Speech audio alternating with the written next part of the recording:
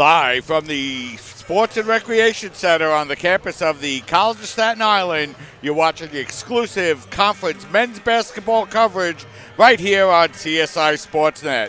Tonight in the second game of our doubleheader, the men's basketball team will take on John Jay College as the College of Staten Island looks to sweep the men's-women's doubleheader here tonight. Hi, everybody. I'm Mike Babuski, joined once again by my broadcast partner, Joe Foreman. And Joe, for those people that might have come in and tuned in late, another big win by the women as they really basically led wire to wire in the earlier game here tonight. And it was a dominant performance for CSI women's basketball tonight. They shot very efficiently from the field, had their way inside, both offensively and on the offensive glass, dominated the offensive rebounding battle, the second chance points battle, and out on the fast break.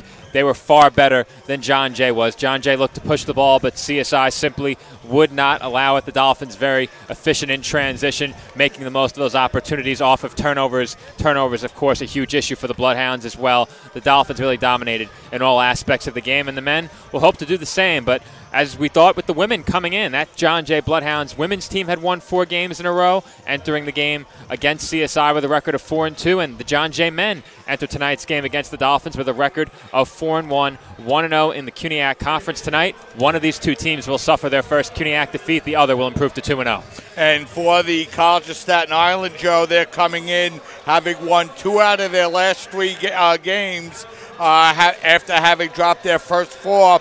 A big win against NYU, a heartbreaking loss against Stevens College on the road, a game that we'll talk about a little bit more in just a couple of minutes, that the Dolphins went ahead in the last minute before Stevens scored the last few points in the game to win, and then a big conference win, Joe, last Friday night against CCNY. Well, you mentioned a win over NYU. I'll go through the Dolphins' last 3 games very quickly. A big win for the Dolphins over NYU. Won the first half by 12 and the second half by 8 overall for the Dolphins from the field. Over 50%, 31 of 61. Very solid shooting, 9 of 25 from beyond the arc. They'd like to improve on 16 of 28 from the free throw line. The effort was far from a perfect one, but still a strong effort from the College of Staten Island in that game, picking up their first win of the season. And defensively, they held NYU to 20 of 55 from the field and 2 of 14 from 3. That kind of defensive effort is what head coach TJ Tibbs will be looking for tonight. And you mentioned the heartbreaker against Stevens Institute, a 3-point loss. I caught the end of that game online through a Stevens Institute stream. They were nice enough to provide a stream for us. We had the link for it. I was able to follow it online down the stretch, and that was a tough loss for the Dolphins, who battled throughout the game, trailing by 4 at halftime, won the second half by 1, but unfortunately it wasn't enough. And I believe entering that game, the Dolphins were, 1-4 to that point? They were 1-4, and the Stevens Institute broadcast called them the best 1-4 team in Division III. So high praise from the Stevens commentary team in that one. Unfortunately, the Dolphins fell short in that game, shooting 21 of 59 from the field and 3 of 14 from 3. Not efficient shooting for the College of Staten Island in that one, though the defensive effort was stellar. They held Stevens to 22 of 65 and 5 of 20 from beyond the arc. And the last game of that most recent 3-game stretch was against CCNY, the Dolphins defeating the Beavers by 13 following a huge second half. Dolphins trailing by 4 at halftime, picked it up in half number 2 and won the game by 13 points. Yeah, you know, Joe, it was a second half. Adeola Latunji really broke out offensively, finishing with 26 points on 12 of 19 shooting, and Christian Taylor, another very efficient game. Chris finishing with 27 points on 12 of 16 shooting.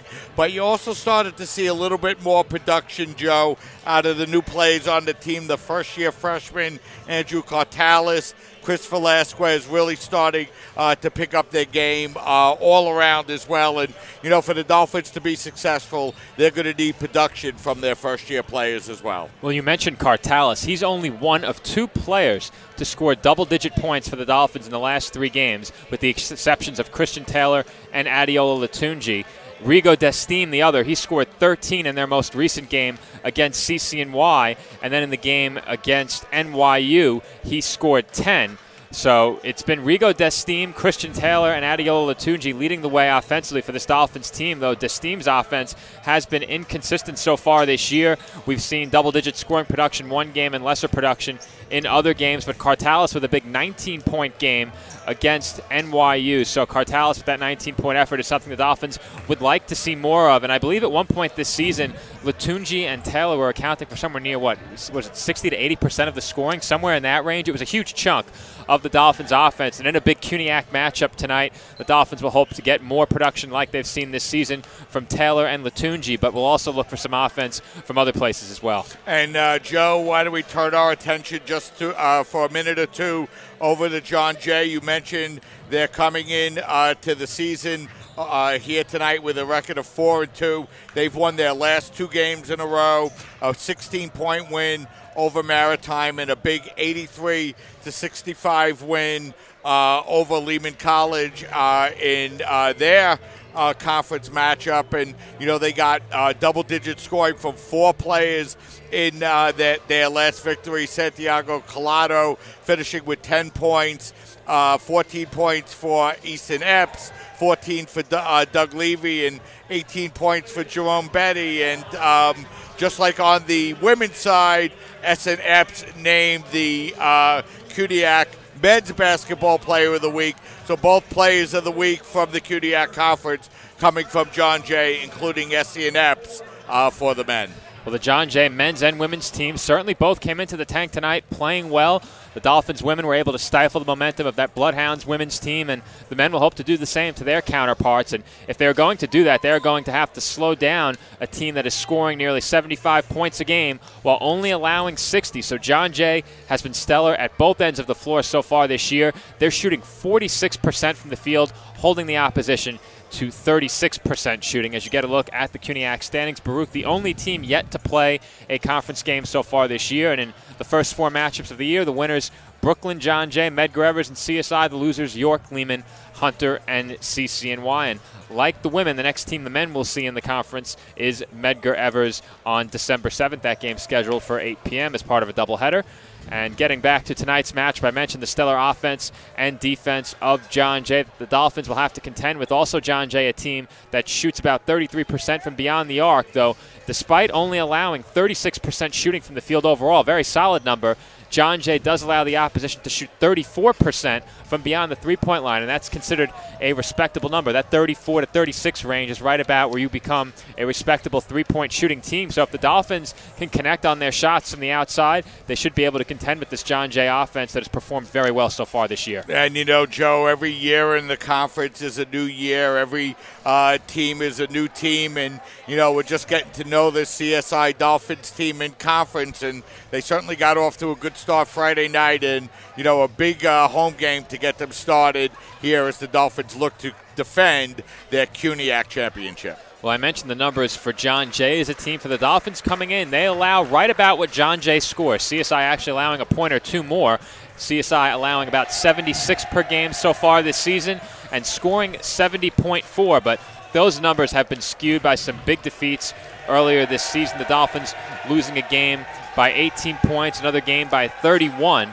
So if you throw those 2 games out the window, 2 very tough opponents in Emory and Roanoke, CSI has performed far better than the stats would indicate. But TJ Tibbs is not shy about putting his team up against some stellar competition. At the time they played them, Emory was the number 18 ranked team in the country, and CSI was going back and forth with Emory in that game through the first half. It was a very competitive game. I also caught some of that one through a live stream from Roanoke, and it was a very entertaining first half. But CSI just couldn't contend with that high-powered Emory offense late in the second half, and Emory was able to pull away and win that game. But take away those 2 big losses, and CSI has performed far better than the stats would indicate. Those 2 losses coming against very stellar competition. We should have a good game in store for us here tonight as well. Yeah, you know, Joe, and, you know, just looking a little bit ahead at the Dolphins' schedule, they'll have just 1 more conference game before the new year. As you mentioned, that'll be this Friday night against Medgar Evers. Then they'll play Kane College, actually not on Martin Luther King's birthday this year,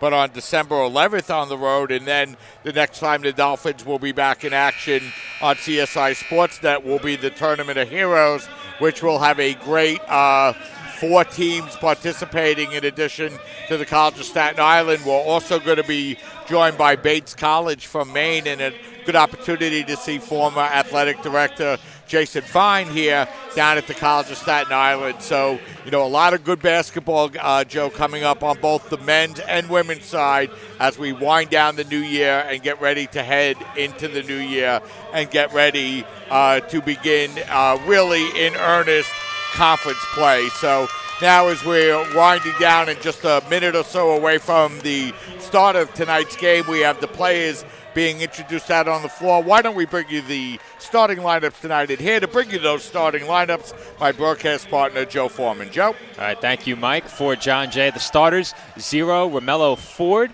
Number 5, Essene Epps. Number 10, Jerome Petty. Number 13, Kyle LaGuardia. And number 33, Doug Levy. Starters for the College of Staten Island are as follows. Number 2, Adeola Latunji. Number 3, Rigo Destime. Number 14, Christian Kopech. Number 23, Christian Taylor. And number 42, James Delahanty. And Mike, I do have to comment before the Dolphin starters are introduced. They have a great new starting lineup introduction theme that's about to be played here from the College of Staten Island. The fans and players certainly love it as the Dolphins are about to be introduced on the floor.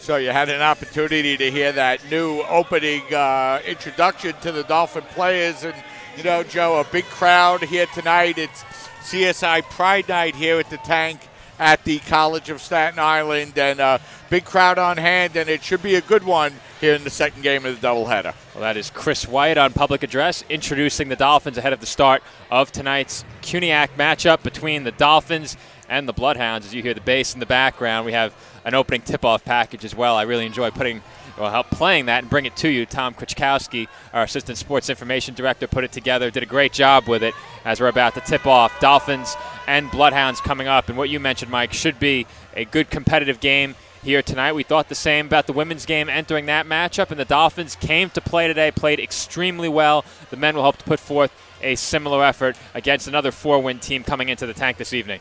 So Adeola Latunji will jump for the Dolphins as usual, and he will jump against Doug Levy in the opening tip controlled by the Bloodhounds, as it's Romello Ford with the ball for John Jay. He works the ball in the corner. They dump it inside to Levy. Levy working off the double team, passes it out to LaGuardia. His open jumper is no good, and Destine controls the rebound for the Dolphins. A good wide open look for John Jay to start things off, and LaGuardia unable to connect. Delahanty at the top of the key. He looks to throw the ball inside, looking for Latunji, but he'll throw the ball away, and the Dolphins will turn the ball over in their first possession. Not a bad idea on the entry pass. We've seen Adeola Latunji do some good work in the post, but the pass goes awry for the first Dolphins turnover. Dolphins with their first home conference game of the year, 1-0 in conference play, having defeated CCNY last Friday night at the Nat Holman Gymnasium.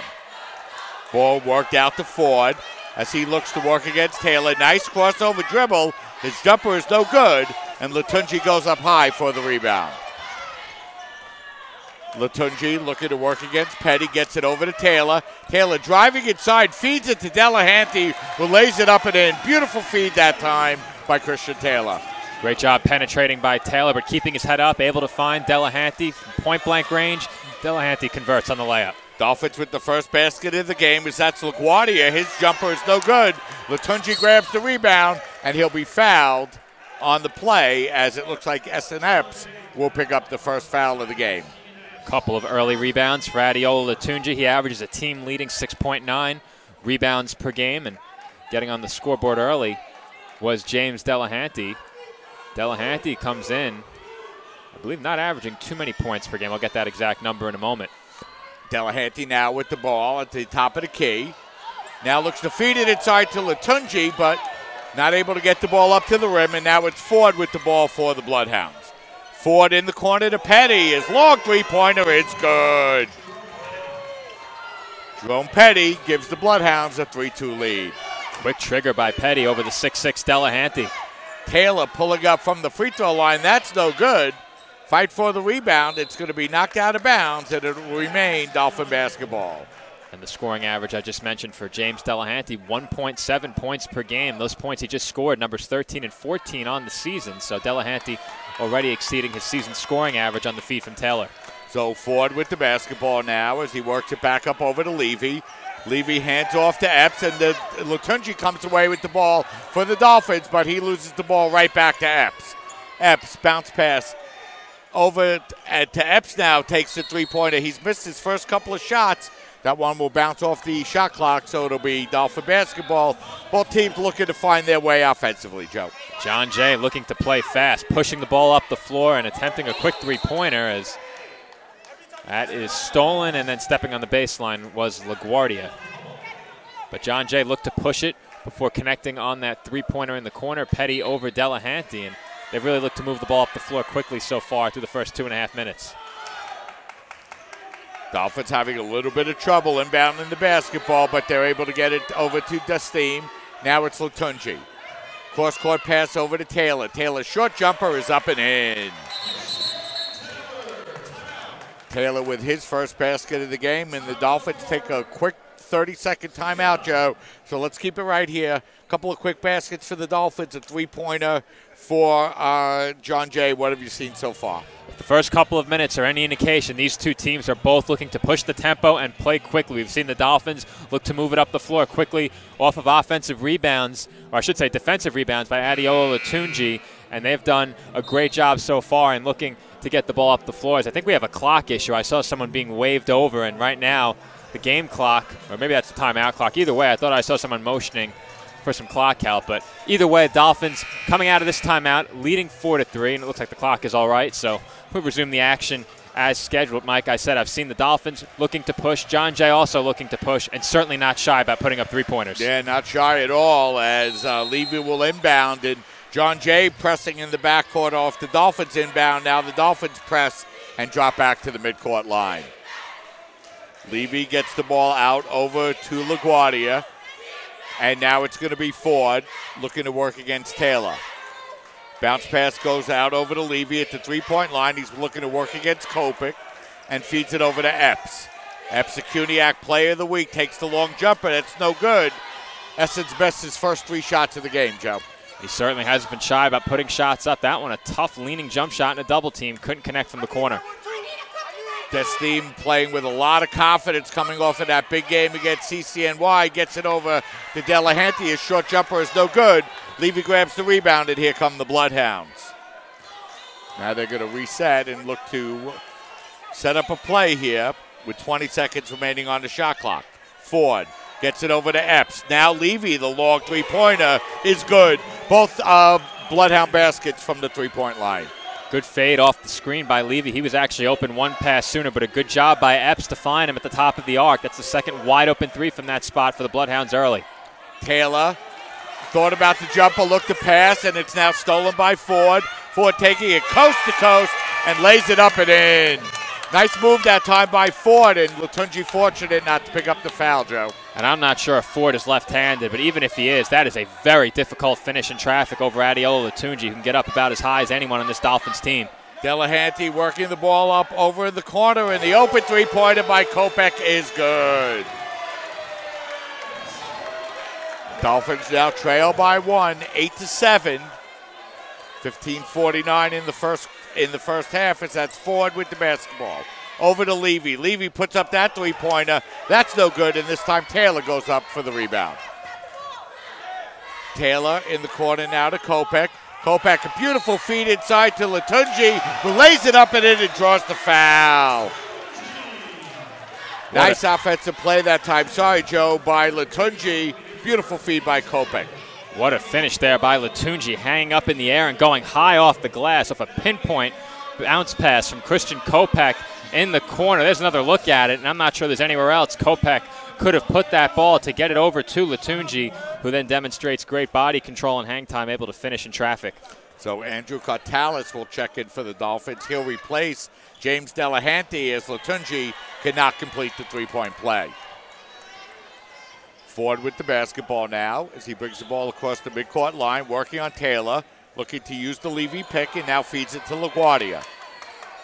Now LaGuardia at the three-point line. Dolphins giving him some space. This time he drives inside, but misses the layup, but draws the foul.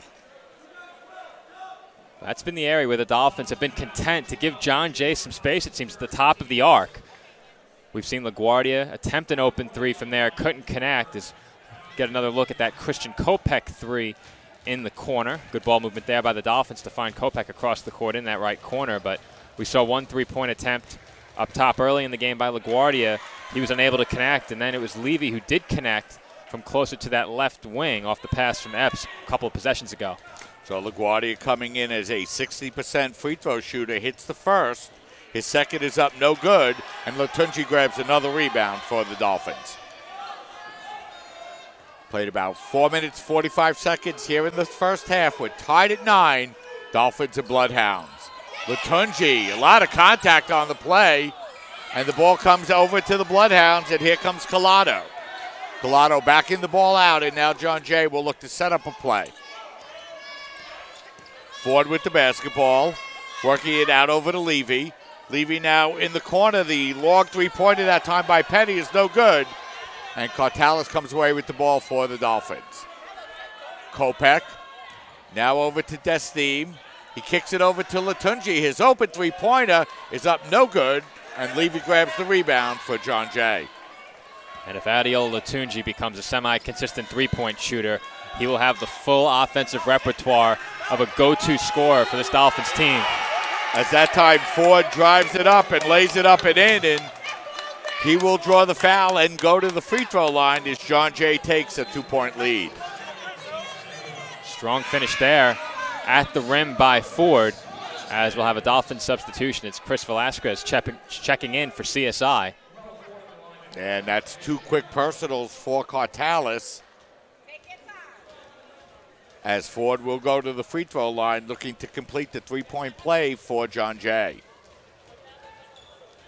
And he does, and the Bloodhounds lead by a score of 12-9. I should note, in a small sample size of only 13 attempts, Adiola Latunji leads the Dolphins in 3-point shooting.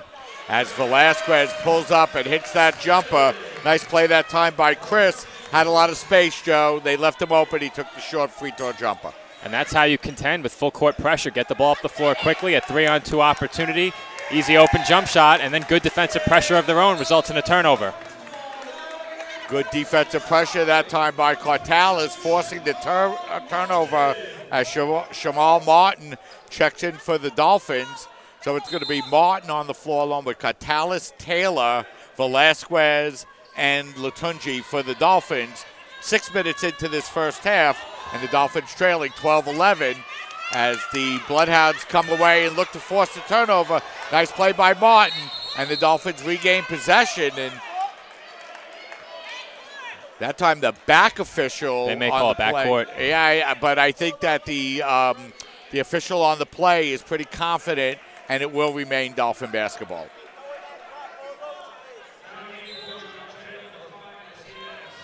So Essien Apps will check back into the game for the Bloodhounds as we have an opportunity to take a look at that replay. And Dolphins will maintain possession now with 25 seconds on the shot clock. down by 1. Taylor with the basketball. Taylor now works it up over to Martin in the corner. Martin, one dribble, now works it back over to Velasquez. Velasquez driving inside, and his jumper is good. And, boy, you can see the improved confidence, Joe, from the last time we saw Velasquez here at home. And a great start for Velasquez, shooting those mid-range pull-ups with confidence. One on the fast break, that one in the half-court set. And Velasquez, a player who averages 2.5 points a game, has already exceeded his scoring average early in this first quarter, or excuse me, this first half. And I did mention the Dolphins will be looking for some offense from sources other than Christian Taylor and Adeola Latunji. They've gotten that so far. So Martin picks out the foul, and that will be the third team foul for the Dolphins. And I think John Jay will have to inbound it again. I think we have a clock issue. It's a shot clock issue. Yes, so it will be the Bloodhounds looking to inbound the basketball. Good defense by the Dolphins, and Velasquez able to come away with the steal. Velasquez taking it right in against Ford. Misses the layup. Martin goes up big for the rebound and lays it up and in. Nice play that time by Shamal Martin, really sticking with it and giving the Dolphins a 3-point lead. Dolphins making some high-effort plays early in this game, diving for loose balls, hustling after that inbounds pass at half court, doing all the little things right now, leading by 3. Nice move by Ford, but his jumper is up no good. And a nice play by Taylor to grab the rebound and feed it ahead to Velasquez. Velasquez now feeds it out over to Martin. Martin looking to work against a triple team, and his hook shot is up no good, and Levy there to grab the rebound. Not a bad look for Martin, but he did have a pair of teammates open beyond the arc. Ford now looking to work against Velasquez. Working the ball around the perimeter now is the Bloodhounds as it comes down to Petty. Petty working it back. The open three-pointer taken that time by Collado is no good. And here come the Dolphins with the basketball and a 3-point lead. Latunji pulling up. That jumper is up no good. And Martin's going to get called for the loose ball foul. So Martin coming in and being aggressive, but picking up 2 quick personal fouls. So we have an opportunity to look at that Martin basket as he missed the first putback, stuck with it, and laid it up and in. But now we'll have to go to the bench, Joe, with 2 personal fouls.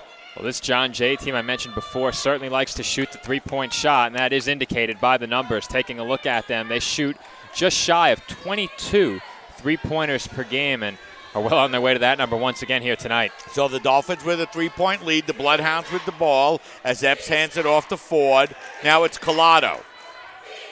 As we're going to have a whistle and an offensive foul called on the play that time as Collado took it to the basket. Nice defensive play that time by the Dolphins as it was Nicholas Taylor taking the charge, Joe. Good defensive play there by the Dolphins will earn them possession.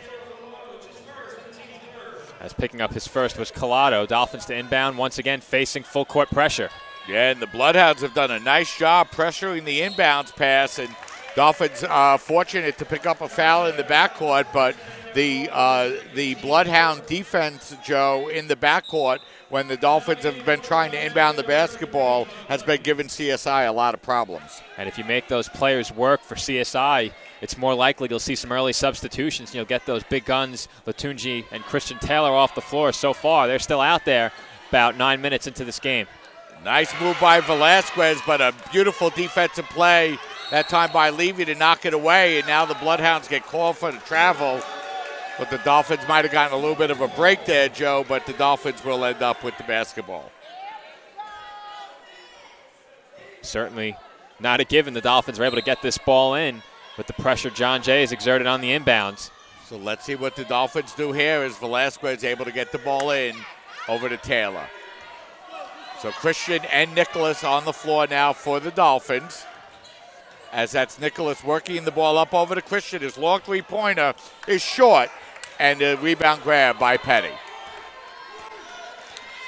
Petty now working the ball up over to Ford. They look to lob the ball inside to Levy, but we're going to have a whistle and a foul called on the play, and that's going to be on Cartalis, and that's going to be his third, Joe. Well, 3 early fouls for Cartalis will relegate him to the bench, and Shamal Martin will check right back in after a brief exit. And he's got 2 fouls, Joe, so Dolphins starting to find themselves in a little bit of foul trouble here As that time, Levy tried to back in Cartalis, and Andrew picked up his third personal.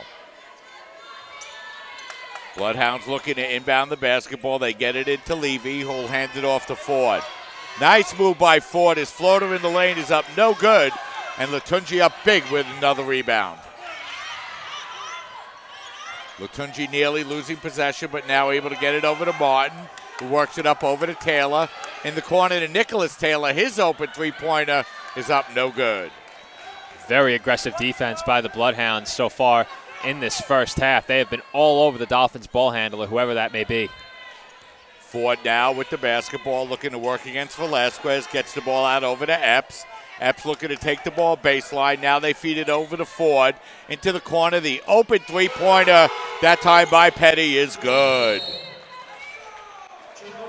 So that's going to tie the game up at 15, and it's going to be a timeout on the floor by the Bloodhounds. It's going to be a full timeout, so why don't we step aside and take a break.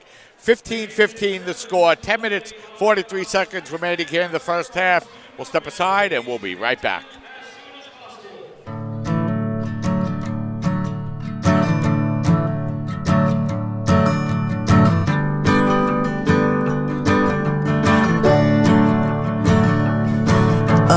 Listen now, can you hear the bluebirds? Oh, look up now, can you feel the sun? Whoa, whoa, whoa,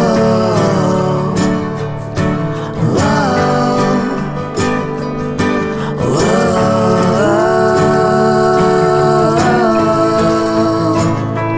Can you feel the sun?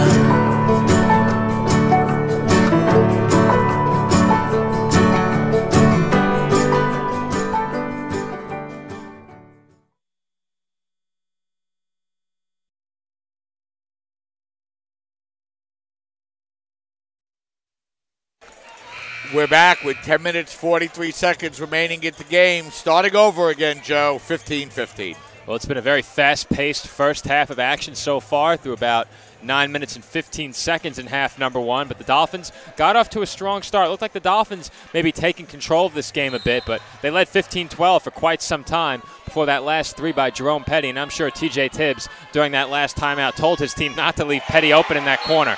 At that time, Taylor tried to take it inside, but Doug Levy there to turn that one away.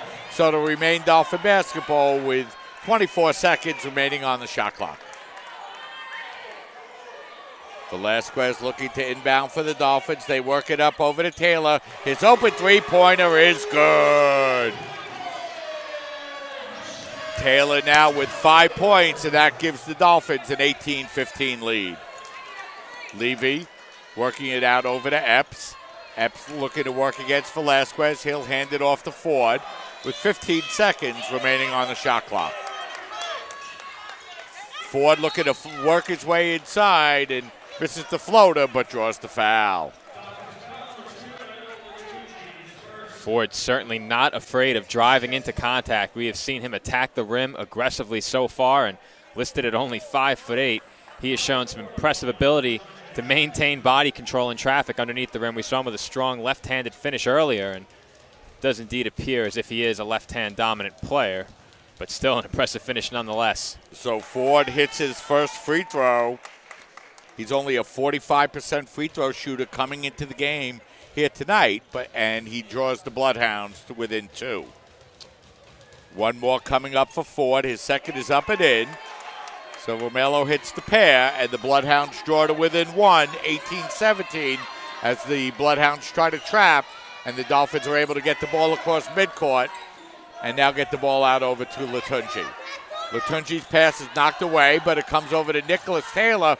His long three-pointer is up, no good. Martin there, though, to grab the rebound and lay it up and in. His second offensive rebound put back here so far, Joe. Strong work from Martin on the inside once again. You mentioned his second putback off an offensive board. That's now 4 points for Martin to go along with a pair of offensive rebounds. So the Dolphins lead by 3 once again. Levy's off-balance jumper is no good. Taylor loses possession of the ball, and it's going to be Bloodhound basketball. So Dolphins careless with the basketball, Joe, and commit the turnover. Well, turnovers have been an issue early in this game. So Rigo Destine will check in. Here we place Nicholas Taylor as you have an opportunity to see Martin with that putback for his third and fourth points of the game as the Bloodhounds look to inbound the basketball and they get it into LaGuardia. LaGuardia working the ball up over the corner now to Epps. Epps getting it over to Aiken. Aiken's open jumper is up and no good. And Latunji there to grab the rebound, and Latunji doing a good job on the boards here in the first half. Taylor, crossover dribble, and his short jumper is up no good, and Epps there for the rebound for the Bloodhounds. Now it's Ford. Ford looking to work his way inside, hits the layup, and draws the foul. Ford continues to dominate on dribble penetration, getting to the rim at will, and now has finished a couple of shots in some traffic in this game. That's his second such finish. Drew a foul on his last attempt, and right there he goes right at Chris Velasquez and converts through the contact. Will now have a chance to convert the and one from the line. So an opportunity here for Ford to tie up the game for the Bloodhounds as his free throw is up and no good, and Latunji up to grab another rebound for the Dolphins. Dolphins lead 20-19 as the Bloodhounds traps in the quarter continue to give the Dolphins a little bit of trouble here as it's now Martin with the basketball, Dolphins with 15 to shoot. Destine putting up that three-pointer. That's going to be no good. It's going to be knocked out of bounds. A little bit of a break for the Dolphins as the Bloodhounds knock it out of bounds. So it'll remain CSI basketball with 11 to shoot. Well, that rebound credited to Adeola Latunji, his sixth already. He averages just short of 7, so he'll definitely surpass that average. Taylor with the basketball. They work it up over to Velasquez as his pass is going to be thrown away, and Dolphins turn the ball over once again. That pass wound up in the front row, and the front row of the bleachers is well above the Bloodhounds bench. High off the court, that pass, a wild one, and that's Dolphins turnover number 6. So John Jay with the basketball now, trailing by 1 as that's Ford. Ford leading all scorers with 9 points here so far tonight. Epps with the basketball. And a whistle, and that's going to be a foul on Destine as that's going to be the 8th team foul, and that will send John Jay to the free throw line to shoot a 1-and-1. So Epps will head to the line on the season for John Jay, shooting 73% from the line, and he converts on the front half of the 1-and-1. And mistakenly said that last turnover, number 6 for the Dolphins, make it 7. John Jay with 6 turnovers of their own. 8:21 on the clock remaining in half number 1. So 20-20 the score as Epps' second free throw is up and good. And John Jay regains a 1-point lead, 21-20. Velasquez with the basketball now gets it up over to Martin, but his pass is going to be stolen away as the Dolphins continue to turn the ball over as Velasquez now gets called for the block as the parade to the free throw line continues for the Bloodhounds. And I would think Velasquez had to be in the restricted area on that attack of the rim by Epps, who once again finds himself on the free throw line. And you see right now John Jay, beneficiaries of 8 free throw attempts so far in this first half. The Dolphins have only been to the line once. Yeah, the Dolphins really having trouble stopping the penetration of the Bloodhound guards as they've been taking the ball to the basket and drawing fouls as the Dolphins now find themselves down by 4, 24-20. Taylor with the basketball. Now gets it over to Nicholas. Now feeds it up over to Latunji. And now it's going to be Christian Taylor. Taylor back up over to Nicholas. Taylor, his open three-pointer is up and no good as Taylor continues to shoot, but Nicholas not hitting any of his shots. He struggled from beyond the arc. That's where most of his attempts have come from. 0 for 3 from there. So now it's the Bloodhounds with the basketball and a 4-point lead as they work it up over to Levy. Levy's pass is stolen and knocked away, but possession regained by Ford. Ford's pass is stolen away beautifully by Taylor. Taylor ahead of the field, and he lays it up and in. Big swing in the game there, Joe, for the Dolphins. That was much needed for the Dolphins as John Jay had seemingly seized control of this first half, and it will be the Dolphins taking a timeout. It'll be a 30-second timeout. So it'll be a 30-second timeout. Let's keep it right here, Joe. It's been a good back-and-forth game, but John Jay really giving the Dolphins a lot of problems on the defensive end, as you see Taylor with that big steal, but the Dolphins have struggled getting set into their offense, Joe, and the penetration for the Bloodhounds has hurt the Dolphins as well. Well, a lot of the Dolphins' issues have been stemming from John Jay's defensive pressure. They've been all over the ball handler, all over any inbounds attempt. And if you look back at that women's game, it's much like what the Dolphins did to the Bloodhound women. They were all over the inbounds passer and all over the ball handler, and that made things very difficult on the John Jay women in that game. And right now, John Jay is making things very difficult on the Dolphins men. CSI with 8 turnovers in this first half to John Jay 7. But you mentioned attacking the rim by the Bloodhounds. Done a great job finishing inside and drawing contact, and they've frequented the free throw line in the first half. That's the difference in the game right now. Yeah, and you saw the field goal shooting on your screen. John Jay 7 of 19, the Dolphins 10 of 25 so far here in the first half. Petty with the basketball. He gets it back up over to Levy, and Levy's jumper is good.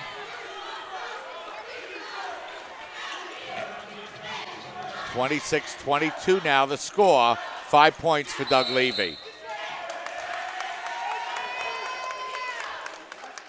As we're going to have a foul called on the Dolphins, as that's going to be on Christian Taylor. That's going to be his first, as the Dolphins now with 10 fouls, Joe. So they'll be in the double bonus with 6:39 still remaining here in the first half.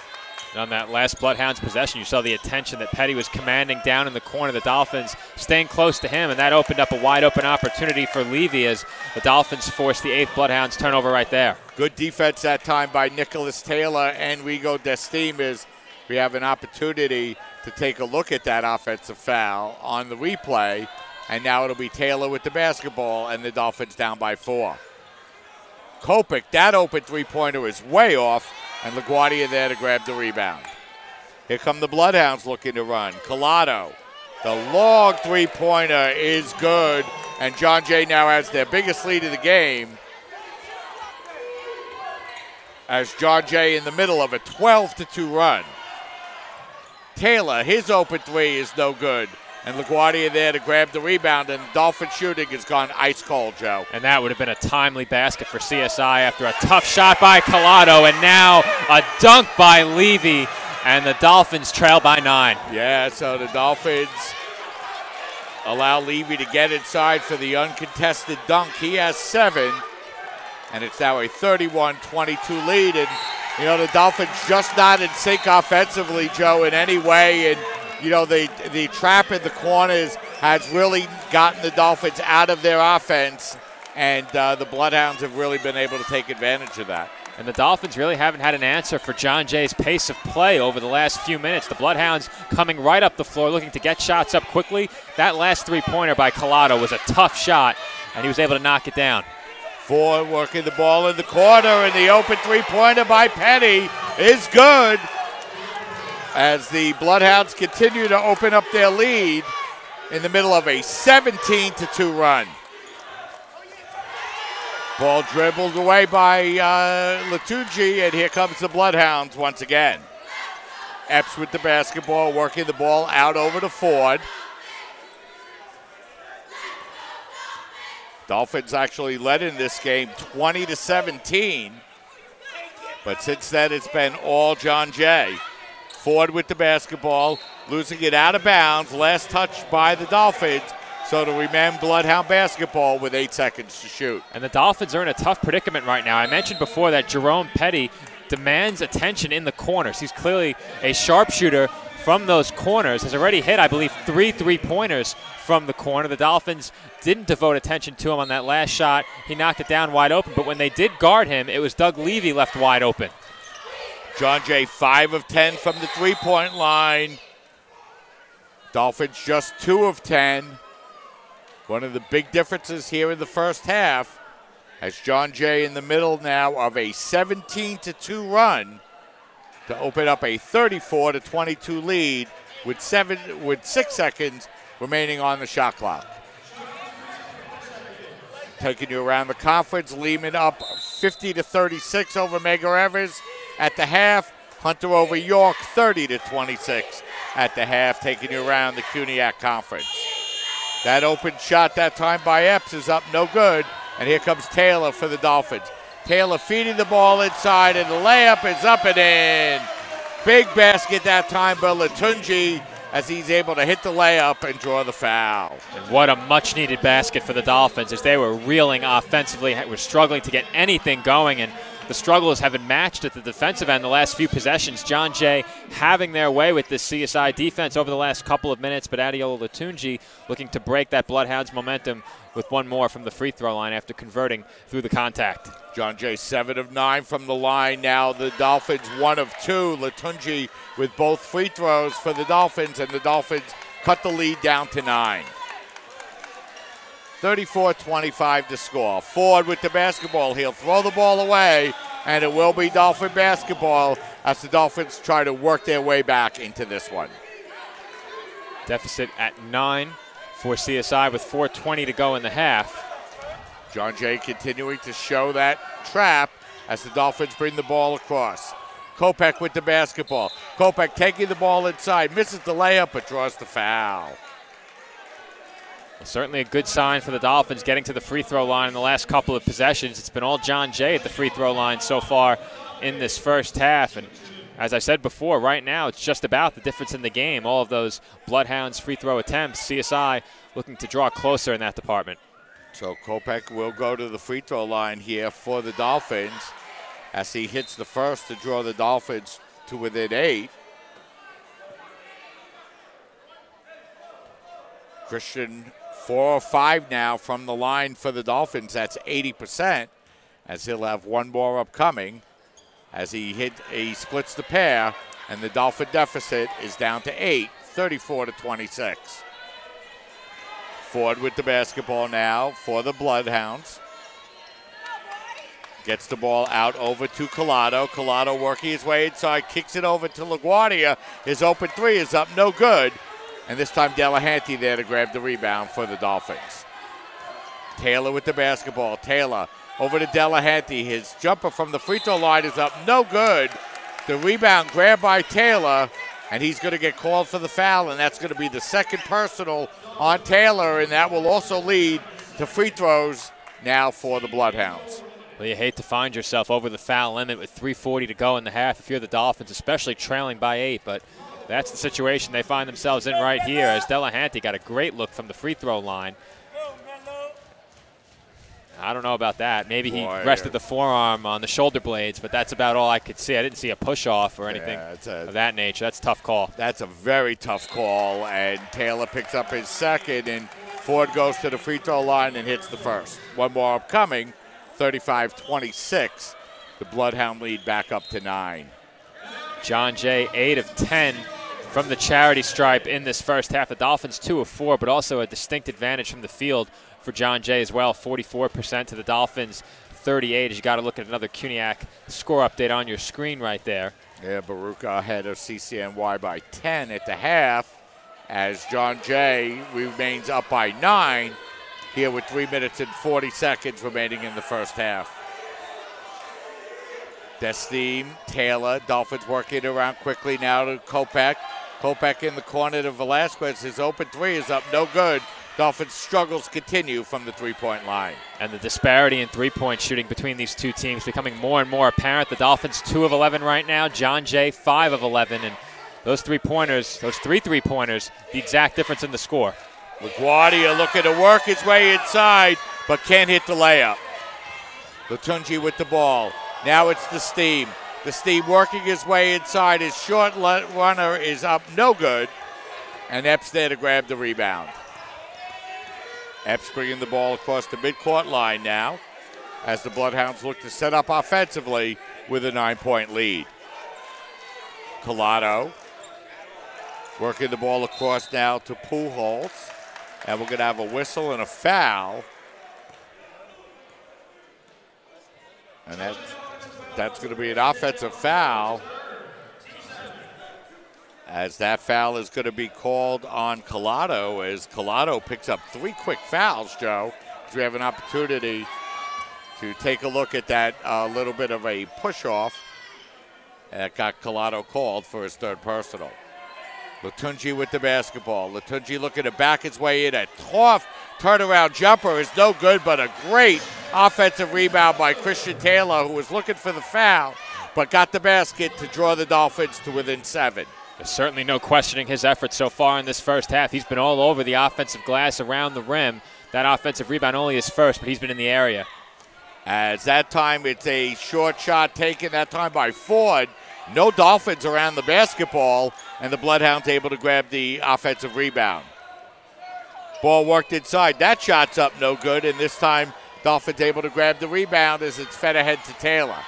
Taylor looking to drive his way inside. A lot of contact, but he's able to lay it up and in.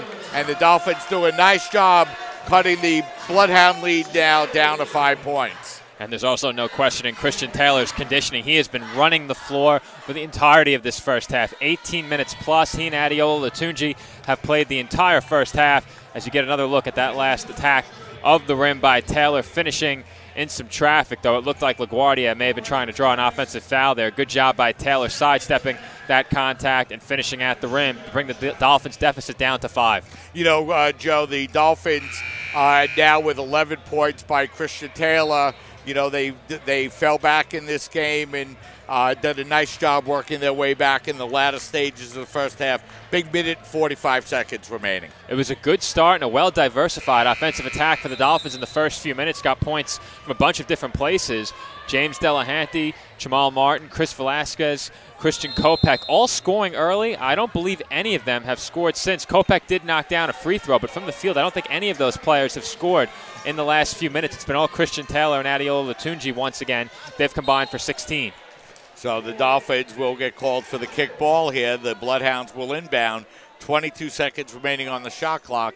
A minute 36 seconds remaining here in this first half. Ball inbounded to Epps. Epps now feeding the ball up over to Ford.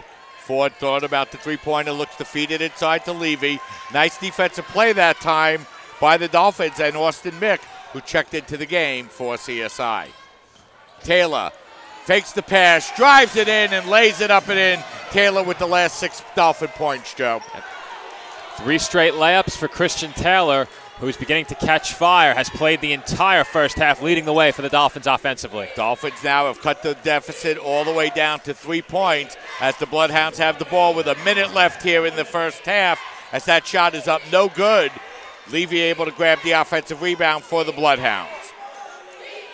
Ford now at the three-point line. Nice play that time by Doug Levy to give the Bloodhounds a second chance opportunity as Ford able to drive down the lane and lay it up and in. And we have some company behind us, Mike. 37-32. Bloodhounds now lead by 5 as now it's Taylor with the ball. Taylor over to Mick. Mick working the ball in the corner to Latunji, whose two-pointer is up and in. Shot clock off with 24 seconds remaining. Well, I mentioned Latunji and Christian Taylor really leading the way for the Dolphins at the offensive end of the floor. The last Dolphins basket scored by another player was Jamal Martin with 9:49 to go in this first half. Since then, it's been all Taylor and Latunji minus 1 free throw. Ford pulling up, and that three-pointer is good. Big step back by Ford. He scored the last 5 points for the Bloodhounds as Velasquez buries the three-pointer at the buzzer. We're going to go into halftime, 40-37. John Jay in the lead, setting us up for a big second half, Joe. What a finish to the first half as TJ Tibbs heads straight over to join us quickly at the end of the first half. Coach, it's been a wild first half. You come over and join us as we're seeing the final three-pointer by Velasquez go up at the buzzer. What'd you think of those first 20 minutes? We got to play defense. That's it. John Jay's a great team and not ready to come out and play defense. You're not going to be able to win any basketball game against anybody. You don't stop nobody, we can't beat anybody. And defensively on that end of the floor, what is the number one thing you're looking to stop from this John Jay team? Really a strong offensive first half from them. I got a list of 20 things. If I did, I'd take up your whole entire broadcast. So we're not doing anything right on that end. Give a lot of credit to John Jay. They came out with a great game plan. The kids are making shots. They're ready to play, but we're not doing anything on that end. Good luck in the second half, Coach. Thanks, That's head basketball coach T.J. Tibbs, and you can see the little bit of frustration, Joe. Dolphins allowing 40 points in that first half, but good stick-to-itiveness by the Dolphins to come back and go into halftime down only 3. Well, it looked like the Dolphins would head into halftime potentially trailing by double digits, turn things around late in that first half, but that turnaround came when a lot of their players stopped scoring. It was all Christian Taylor and Adeola Latunji for the last 10 minutes of that first half, but it was enough to bring the Dolphins within 3 at halftime. So we're at halftime now. The Dolphins trail by a score of 40-37. What we're going to do is step aside, take a break, and then we'll be back to bring you halftime statistics and get you ready for the start of the second half as you're watching men's basketball coverage right here on your voice of everything CSI Sports, CSI Sportsnet, CSIDolphins.com. I, Krista, take you, Jamie, to be my wife. The ceremony was a blast. It was just like this surreal moment of my dreams are coming true. When we found out that we were pregnant, we were just elated. We were just sitting there waiting for the pediatrician. She said, "Oh, I apologize. She won't be taking you in as a client."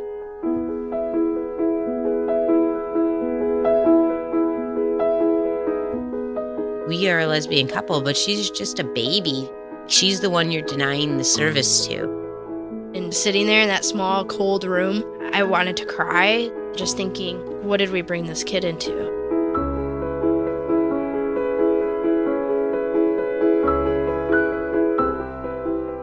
We're simply asking to treat our family the same way that you would treat any family.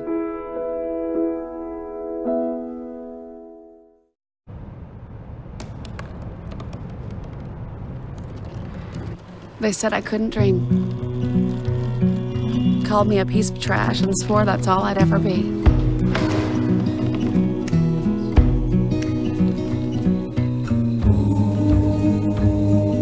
Said a bottle couldn't see the ocean.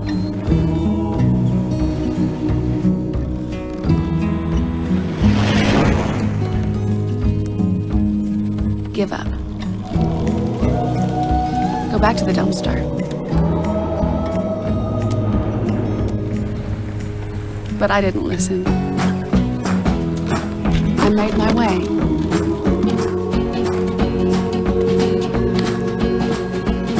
And now, I am what I've always wanted to be.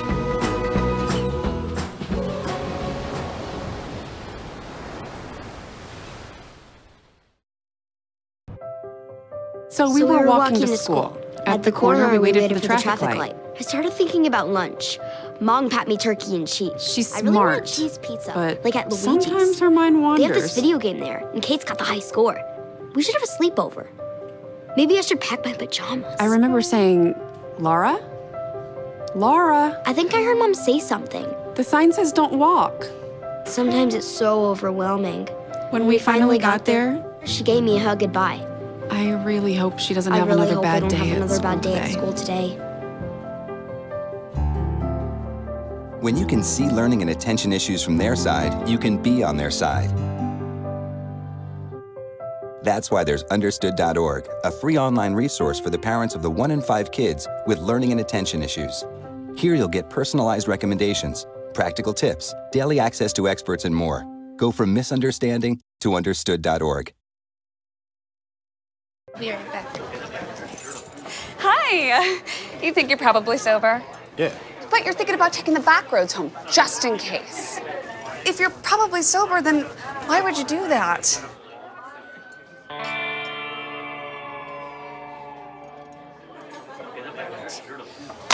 Good choice.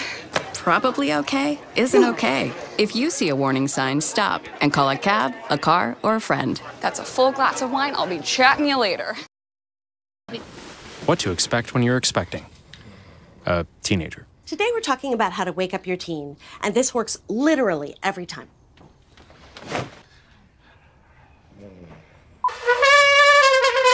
Good kisses. Good kisses. You heard how loud I heard. It wasn't you. It was the... Is that bacon? You don't have to know it all to be a perfect parent. Thousands of teens in foster care will love you just the same.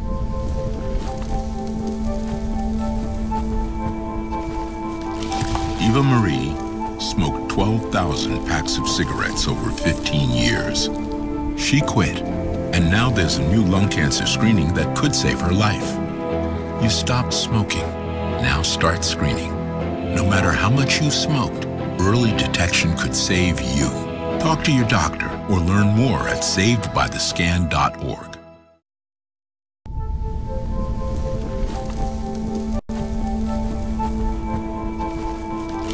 Eva Marie smoked 12,000 packs of cigarettes over 15 years.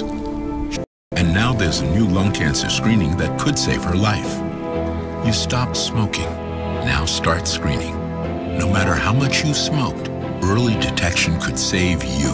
Talk to your doctor or learn more at savedbythescan.org. Listen to me. I am captain of the track team. And if I'm late, She doesn't really think she's going to get out of here, does she? Be nice. She's new. Hello, is anyone there? Ugh! Wow. Even from our standards, you look awful. Oh, sweetie, what happened? Me? My friend Becky got to talk to this super cute boy, and I tried to act like I wasn't jealous, but I so totally was. And then out of nowhere, this concrete barrier just popped up. Maybe it was a semi. You mean you were driving? Yeah. I mean, I know the whole eyes on the road thing, but this was a super important text. Maybe you have to know, Becky. Texting? Great. But it was only like 5 seconds, and I'm a really, really fast texter, so it wasn't even a big deal. Actually, has she texted me back yet? Wow, I get like no bars in this place. I wonder if they have Wi-Fi here.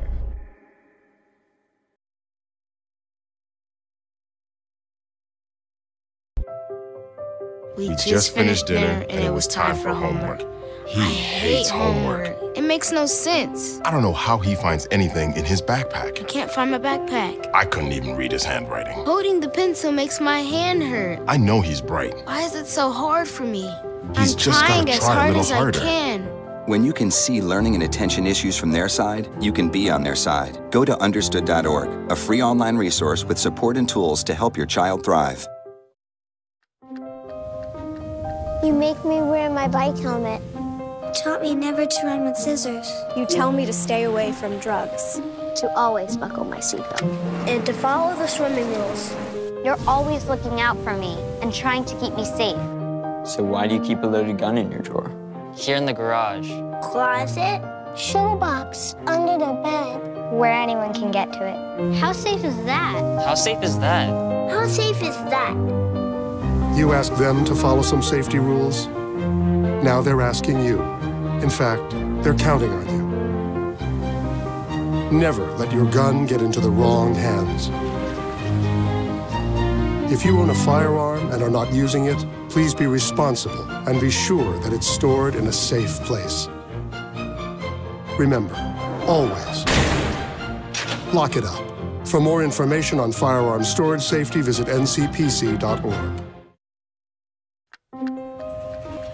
We're back You here make at me wear my halftime bike where the helmet. Dolphins find themselves never down to by a run with score of scissors. 40 to 37. And, you know, Joe, it was a game that John Jay opened their lead up to as many as 12 with just 5 minutes and 17 seconds remaining. But a good job by the Dolphins to come all the way back. They cut it down to 3. And then then the Bloodhounds got a huge three-pointer by Romello Ford, who finished that first half, leading all scores with 15 points.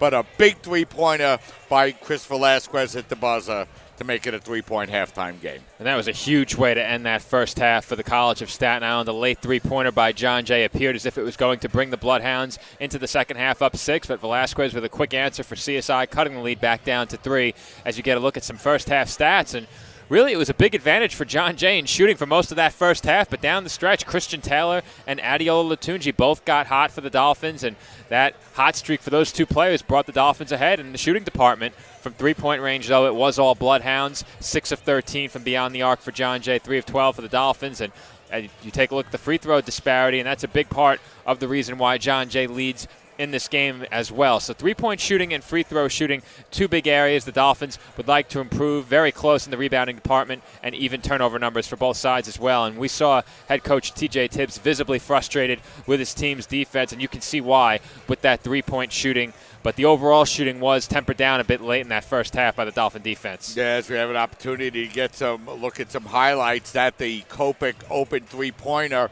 early in the first half that cut the early four-point John Jay lead and made it a one-point game. That was a nice driving move by Adiola to give the Dolphins a one-point lead. Unfortunately, couldn't complete the three-point play. And, you know, there's a look at the backcourt violation that wasn't, and then a opportunity to look at Jamal Martin lay the basketball in. And, you know, Martin came out and played well early, but picked up two personals, and the Dolphins really didn't get much out of Jamal for the rest of the half. But, you know, Joe, for the way the Dolphins have been playing and how well John Jay was playing, Dolphins find themselves in good position being down only 3 points. But as head coach TJ Tibbs said, they're going to need to play better defense here in the second half. They certainly will, and that starts with their defense of the three-point shot. We'll get one last look at that Chris Velasquez three-pointer to wrap up the first half. And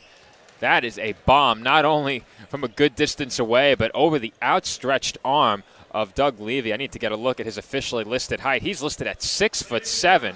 So Chris Velasquez for the Dolphins, who is listed at 5'10", nails that three-pointer over a 6'7" defender with about 4 seconds left on the inbounds pass. And at the buzzer, of course, that shot beating the buzzer to wrap up the first half. As you get another look at it, I'm not sure how that shot wasn't blocked. Yeah, that was a great high-arching shot by Velasquez, and, you know, really gave the Dolphins a shot in the arm they needed. And let's see, Joe, if they could ride that momentum here in the second half. Well, the Dolphins certainly gained momentum at the end of that first half and seized control of the game a bit, though they still trail by 3 points. John Jay, as you mentioned, had a big lead late in that first half, about 5 minutes to go when they led by 12 points. CSI did a nice job of bouncing back from that double-digit deficit. But as I said, in the final 10 minutes plus of that first half, or just about 10 minutes in that first half, it was all Christian Taylor and Adiola Latunji for Taylor. 6 of 11 from the field, 1 of 3 from beyond the arc. 6 rebounds for Taylor as well. He has turned the ball over 4 times, really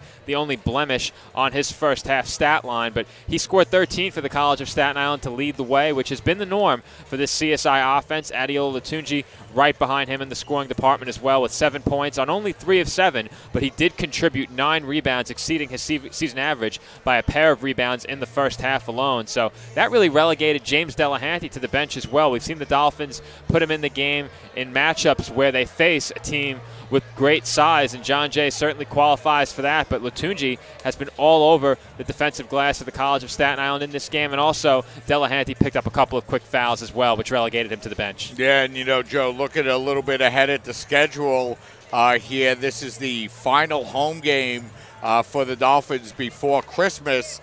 They'll play Medgar Evers this Friday night, and then they'll play Kane University a week from tonight at Kane, but then no other basketball for the Dolphins till the 28th. So, you know, when you have that much time off, you certainly want to go in playing well heading into the holidays, Joe. You absolutely do, and things get a lot more busy following Christmas. We have the Tournament of Heroes on the 28th and 29th, women's basketball on the 30th, and then a January schedule full of CUNYAC conference matchups, including 5 CUNYAC doubleheaders against York, Hunter, Baruch, CCNY, and Medgar Evers, all here at home. And those are just the home matchups. We have road matchups against Brooklyn, Lehman, John Jay, and York as well. As you get a look at some men's basketball scores from around the CUNYAC conference, it's Baruch over CCNY by 10 in the second half, and in a close one, Hunter leading York by 2 in the second half of that matchup. And if I'm looking at the schedule correctly here, as we do have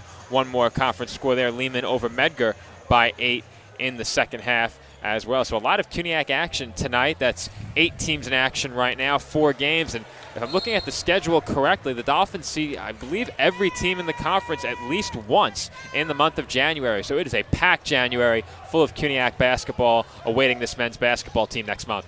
So it will be the Dolphins to inbound the basketball here to start the second half. Dolphins will go from right to left, the Bloodhounds from left to right. Good, exciting first half by both teams.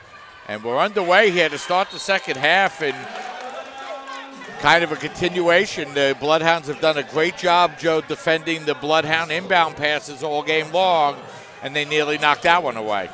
It's been defensive pressure from start to finish of that, or from start to finish in the first half by the Bloodhounds. A big reason why they led among many others, but the Dolphins struggling to inbound the ball, certainly a part of it. So the Dolphins with the first possession here in the second half. Nice move by Desteem. He drives down the lane. He misses the layup, but draws the foul. So quick foul here to start the second half for the Bloodhounds. Certainly encouraging that the Dolphins will find themselves at the free throw line early in this second half. Only 4 attempts from the line in half number 1. They converted on 2 of those. So Petty will pick up the foul, and that will be his second. Rigo Desteem to the line, and Rigo hits the first.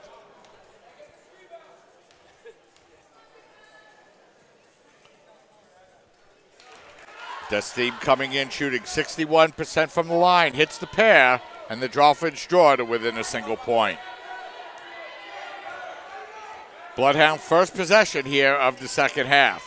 As they get the ball over to LaGuardia, who goes up and lays it up and in, and LaGuardia got to the basket pretty easy on that one, Joe. Certainly did, and the Dolphins don't want to see any more of that, as Christian Taylor gets to the basket just as easily and finishes with the left. Taylor now with 15 points, and he's really exploded since the last couple of minutes of the first half, and the Dolphins once again down by 1 point. LaGuardia behind the back move.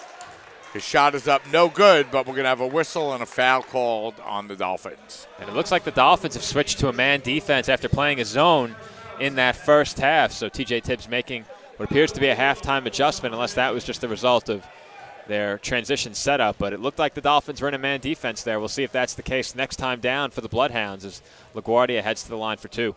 As his first free throw is up and no good, he'll have one more upcoming. As you had an opportunity to see that nice move by Christian Taylor just moments ago. One more coming up here for LaGuardia. His second free throw is around the rim and in, and the Bloodhounds lead by 2, 43-41. 1 minute into the second half as Taylor brings the ball up to the three-point line. Taylor, stutter step move. His floater in the lane is up, no good. Levy grabs the rebound and hands off to Ford. Ford now over to Levy. Levy hands the ball off now to Epps. Nice job by the Bloodhounds working the ball around the perimeter. Now they'll set up offensively with 15 to shoot. LaGuardia driving inside. His floater's up, no good. Kyle taking the first 3 shots here for the Bloodhounds is Desteem. Over to Delahanty. His jumper from the free throw line is banked up and in, and the Dolphins have come all the way back, Joe, to tie it up at 43. And I think that shot off glass, a product of a couple of his shots being short in that first half. This time put a little bit too much on it, but benefits from the backboard use there. Epps, a beautiful give and go to LaGuardia, who's going to be fouled before the shot. That foul will be on Kopech, as Christian will pick up his second foul and the team's second, as he'll check out of the game, and Andrew Gonzalez will check in. Andrew, with limited minutes in the first half, Joe, picked up 3 personal fouls. We mentioned he's a player the Dolphins could potentially turn to for some scoring in this game, so they'll hope to avoid seeing him pick up a quick 4th foul. Epps working the ball out over to Levy, and Levy's three-pointer is good, as the three-point shooting for the Bloodhounds continues to be effective, and they lead by 3. And they're up to 50% from beyond the arc now, 7 of 14. Taylor with the basketball. Hands the ball off now to Latunji. His fadeaway jumper is up, no good. And the rebound grabbed by the Bloodhounds, and here they come looking to run. Petty with the basketball. Petty working it up over to Epps. Epps feeding it up over to LaGuardia, who lays it up and in. And just like that, the Bloodhounds go back up by 5. So the Dolphins tied it up, but the Bloodhounds with the last 5 points. Is that open three-pointer by Desteem is up and in. And the Dolphins make it a 2-point game, and head coach TJ Tibbs is going to take a quick timeout And it's going to be a full timeout, so why don't we step aside and take a break. 17 minutes, 17 seconds remaining here in the second half. Dolphins trail by 2. We'll step aside, take a break, and we'll be right back. Look at you. You're at the top of your game. You're unstoppable. Nothing can throw you off track. Wait, is that your car? Uh-oh. Yeah, I saw that coming. That will throw you off track. You're looking at around 10 grand in fines, legal fees, and increased insurance rates. Let's try this again. Smart move. Because buzz driving is drunk driving. Morning, Gary. We are GetSchooled.com. You want a college education, don't you? You know you do. That's why we're here. We're free and here to guide you through every step of the way, starting with attendance. Gary, financial aid forms.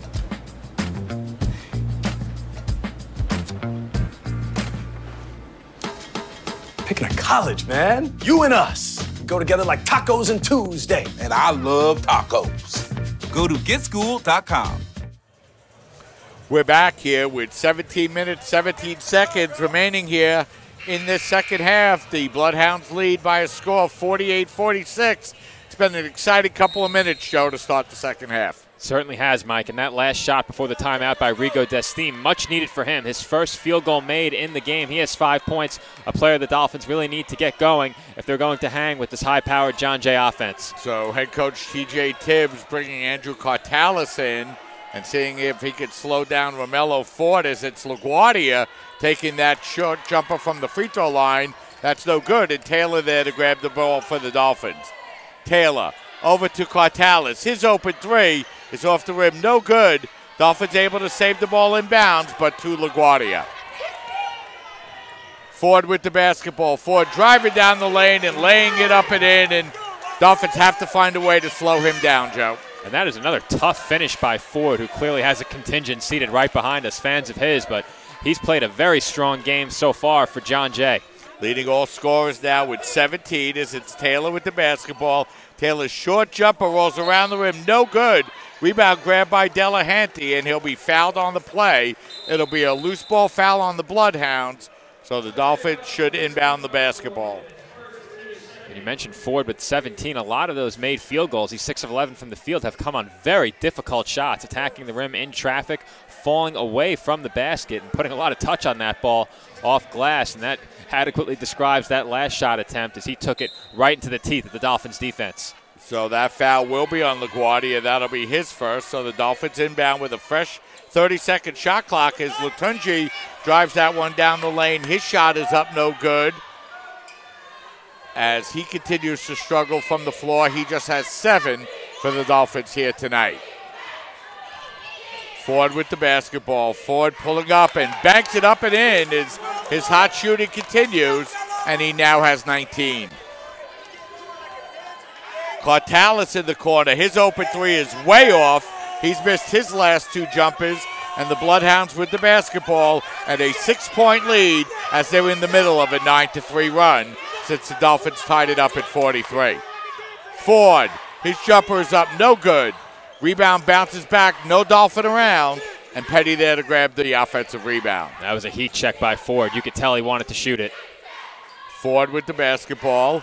Ford now getting it out over to Epps. Destime tried to steal, couldn't come away with it, but the three-pointer is no good, and Latunji there to grab the rebound for the Dolphins. Destime driving down the lane, lays it up, misses the shot, but he'll draw the foul, and now we're going to have a technical foul called on the Bloodhounds. Not what you're looking for if you're John Jay with a 6-point lead. I think the technical foul was charged to Petty. I think that you're right. Well, that might have been just the personal. Oh, both the technical and the personal, so pair of fouls picked up by Petty. And you have to like what you've seen from Rigo Destime early in the second half, attacking the rim aggressively, got to the free throw line earlier in this half, knocked down a three-pointer as well, and we'll head back to the line after Andrew Cartalis shoots the technical free throw. So Cartalis will go to the free throw line with an opportunity to cut into the Bloodhound lead, and his first free throw is up and no good. He'll have one more upcoming. Cartalis coming in, shooting 5 of 8 from the line. Rough couple of minutes for Cartalis, who got a couple of good looks from beyond the arc, couldn't knock those down, and then misses a pair of free throws. Rico Destine will look to fare better from the free throw line. He's been to the line a couple of times in this game already. Yeah, Dolphins blowing a couple of opportunities from the line, and that time Destine able to get one, get the shooter's roll and cut the deficit down to 5. He'll have one more upcoming. Destine's free throw is up and in. So Rigo hits the pair, and the Dolphins now trail by 4, 52-48. Epps with the basketball, guarded by Destine. Epps now looking to drive it inside. It's knocked away and stolen by Delahanty, and here come the Dolphins. Destine pulls up, his jumper is up, no good. A fight for the rebound, and LaGuardia able to grab the ball for the Bloodhounds. So Dolphins with an opportunity, unable to convert, and now it's the Bloodhounds with the basketball, up 4. Levy working the ball up over to Epps, and we're going to have a whistle and a foul called on Velasquez. So we have 7 fouls through the first 5.5 minutes on both teams. So both teams picking up team fouls, and the Bloodhounds will now inbound as they get the ball into Epps. Epps now feeding forward. The pass inside to Levy. It's going to bounce off its hands, so the Dolphins will get the ball back off the turnover. Taylor with the basketball as he brings the ball up the floor now for the Dolphins, who are down by 4. Taylor looking to work against Levy. Taylor, tough baseline jumper is up, no good. Delahanty grabs the rebound. He feeds it back to Velasquez. His three-pointer is up, no good. And the Bloodhounds control the rebound and hand the ball off to Ford. Ford, look away pass. And we're going to have a whistle and a foul called on Delahanty. Boy, that time LaGuardia was up in the air with nowhere to go. And Delahanty gets called for the foul, so the Bloodhounds will get to inbound the basketball with 20 seconds on the shot clock as Shamal Martin will come in and he'll replace Delahanty for the Dolphins. Feed inside to a wide open Levy who lays it up and in, and not sure where the Dolphin defense was on that play, Joe. No, Mike, both teams have been struggling for a made field goal over the last couple of minutes. Finally, John Jay able to come away with one, but the Dolphins have been stifled by this Bloodhounds defense. Martin with the basketball. Martin looking to work his way back inside against Levy. His short floater is up and in. And we're going to have a whistle and a basket for Levy, and then they're going to call Levy for a foul. Boy, oh boy, Joe. Now Martin is going to pick up his 3rd. So on a made basket, they're going to call a foul on Martin. Boy, oh boy. That call hurts now. As you mentioned, that is his 3rd, and he's been their primary source of post scoring in this game, really the only source of post offense. And the Dolphins now with 5 team fouls, as it's now Epps with the basketball, feeding it up over to Ford. Ford over to LaGuardia. As the Bloodhounds work it in the corner now with 5 seconds to shoot. The ball's going to be knocked away with 1. The forced three-pointer is up, no good. And it's going to be a shot clock violation. So good defense on that play by the Dolphins. Well, the Dolphins certainly have not switched to a man. I thought I may have seen a man defense before, but that was just the product of a transition opportunity. So the Dolphins staying in that zone and have been far better defensively here in the second half than they were in the first half, but they'll need to be better at the offensive end to get the lead back. Dolphins down by 4. It's Taylor with the basketball. He picks up the dribble, and the ball's going to be kicked out of bounds by the Bloodhounds, so it'll be Dolphin ball with 20 seconds on the shot clock. Velasquez to inbound the basketball for the Dolphins as he gets it over to Latunji. Latunji only 7 points for the Dolphins so far here tonight. Destine back up over to Latunji. Latunji's jumper from the top of the key is good. Joe, the Dolphins need him to heat up here in the later stages of the second half. Right on cue, Mike. As you mentioned, he was being held to 7 points and was at that 7-point mark when the first half concluded. Finally able to knock down his first field goal about 7.5 minutes into the second half. Ford, the tough jumper, is up no good this time. Destim up to grab the rebound, and here come the Dolphins with an opportunity to tie or take the lead. Martin with the basketball. Martin working the ball back now as Latunji's jumper is up no good. Fight for possession, and the Dolphins able to come away with it. They feed it up over to Taylor, who lays it up and in. And the Dolphins have come all the way back once again to tie the game up at 54. Big offensive rebound and assist from Rigo Destim. He's been aggressive at that end of the floor in this half. They're aggressive on the offensive glass, finding the open Christian Taylor. LaGuardia, who hasn't hesitated to shoot, it misses, but Levy able to grab the rebound and lay it up and in. So Dolphins able to get the first miss, but then Levy able to lay it back up and in. So it's going to be a full timeout with 11 minutes and 43 seconds. We'll step aside, take a break. Dolphins out 56-54. You're watching men's basketball coverage right here on CSI Sportsnet, CSIDolphins.com.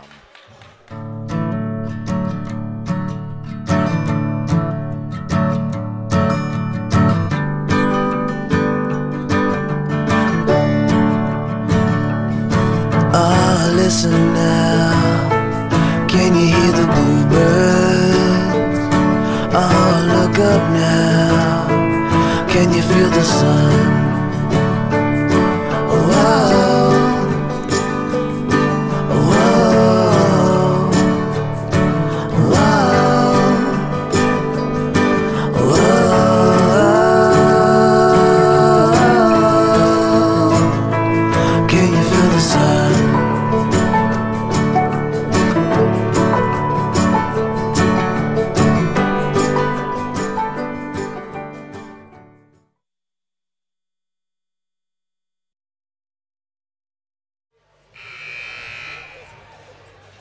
We're back here in this second half as we are led back in, and you see the scramble for that loose ball, and the Dolphins able to feed it over to Taylor, who made a nice move to get the basket there and bring the Dolphins right back as they'll inbound the ball now. Down by 2 with 11 minutes and 40 seconds remaining here in this second half.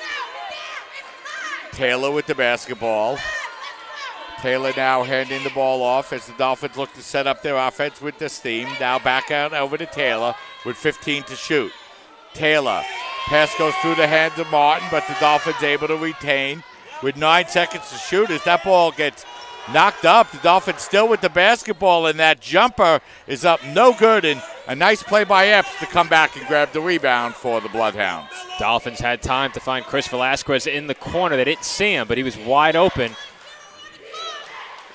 Now it's Ford with the basketball. Now Levy. Levy hands the ball off to Epps now with 13 seconds to shoot for John Jay. Epps, bounce pass goes inside to LaGuardia. LaGuardia working the ball out now to Aiken. Aiken's long jumper is up no good. The tip by Levy is no good. Destim grabs the rebound, and here come the Dolphins. Velasquez.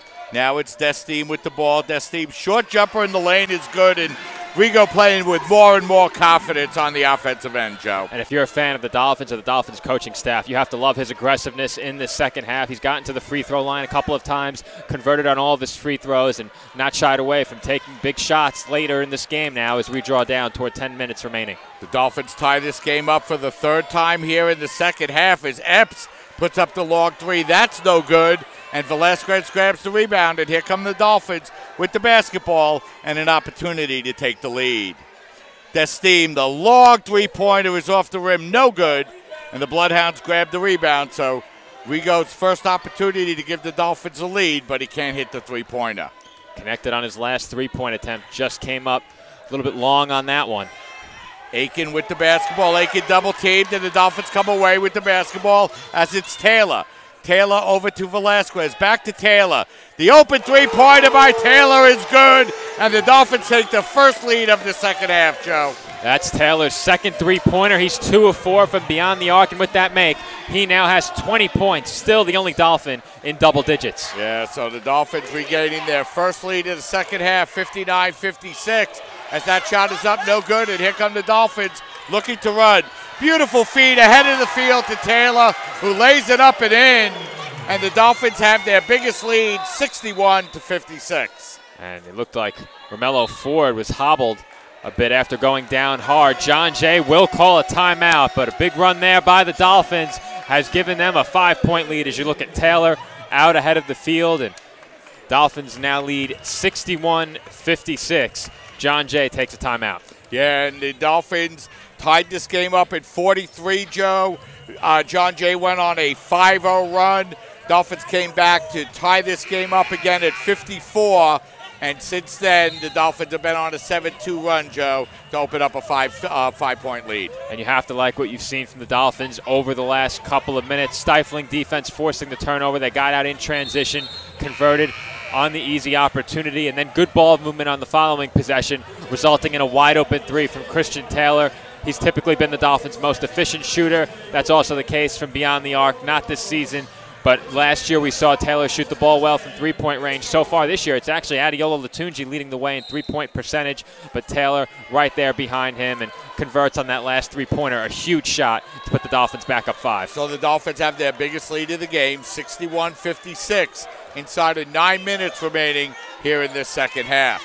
Epps with the basketball. Epps looking to work against Velasquez. Dolphins nearly steal, but a nice play by the Bloodhounds to come away with the basketball. They missed the three-pointer, but another big rebound by Levy. Levy off the feed from LaGuardia, dunks it up and home. A big basket there for the Bloodhounds, Joe, as the Dolphins can't grab the defensive rebound. And that was much needed. You hate to see that basket come as the result of offensive rebounds, but the Dolphins simply don't have the size to combat Levy.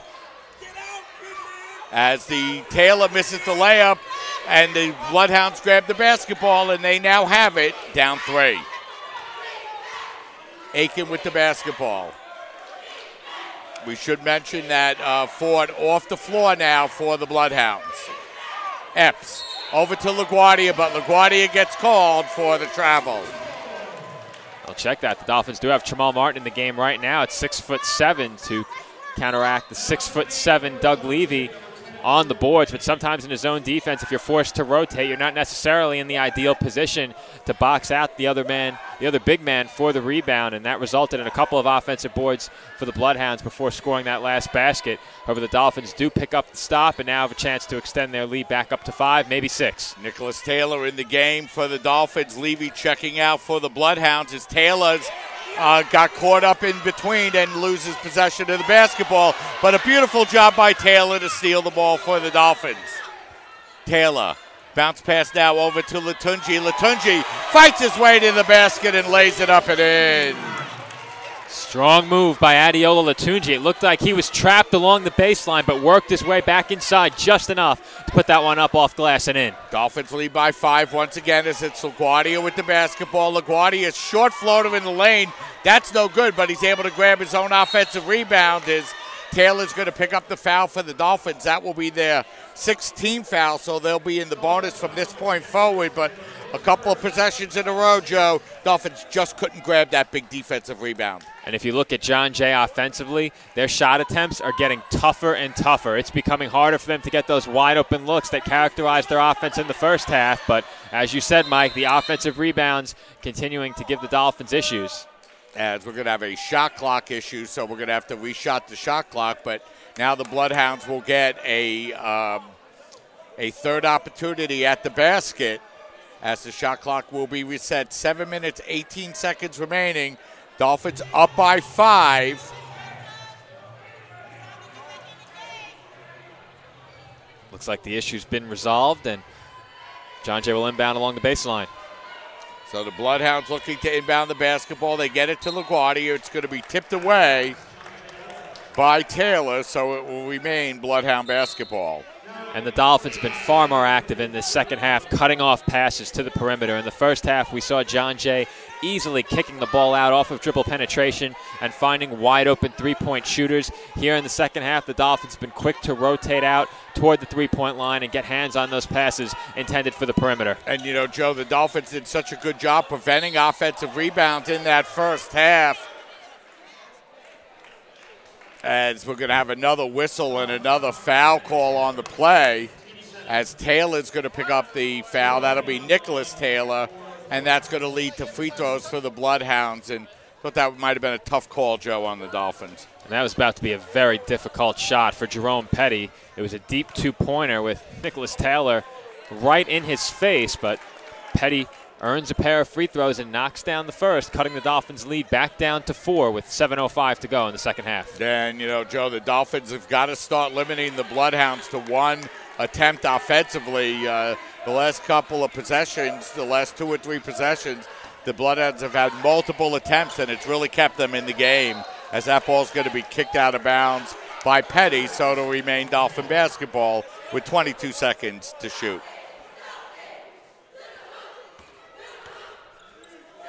Taylor with the basketball. Now it's Christian Taylor, who's able to drive down the lane and lay it up and in. And that time the Bloodhounds didn't do a good job stopping the ball, Joe. And since about the midway point of the first half, Christian Taylor has been huge for the Dolphins at the offensive end, getting it done on dribble penetration and three-point shooting. Of course, he has that great mid-range shot as well. He's scoring from everywhere on the floor, and the Bloodhounds have no answer right now. He has 24 to lead all scorers. Is Aiken with a nice move. His pass across is going to be knocked out of bounds, but it'll remain Bloodhound basketball with 10 seconds to shoot. And Joe, Dolphins looking for a big defensive stop here. I'm not sure the Dolphins have possessed the ball more than once in this game, up by 5 points. If they could extend that lead to 7 and make it a 3-possession game, that makes things all the more difficult on John Jay with under 6.5 minutes to go. Big defensive possession for the Dolphins upcoming, 10 on the shot clock. Romello Ford checking back into the game for the Bloodhounds. He's played a very good game here, as that's Levy with the fadeaway jumper. That's no good. And once again, the Dolphins can't control the rebound and commit a loose ball foul. And you know, Joe, at some point you got to rebound the basketball defensively.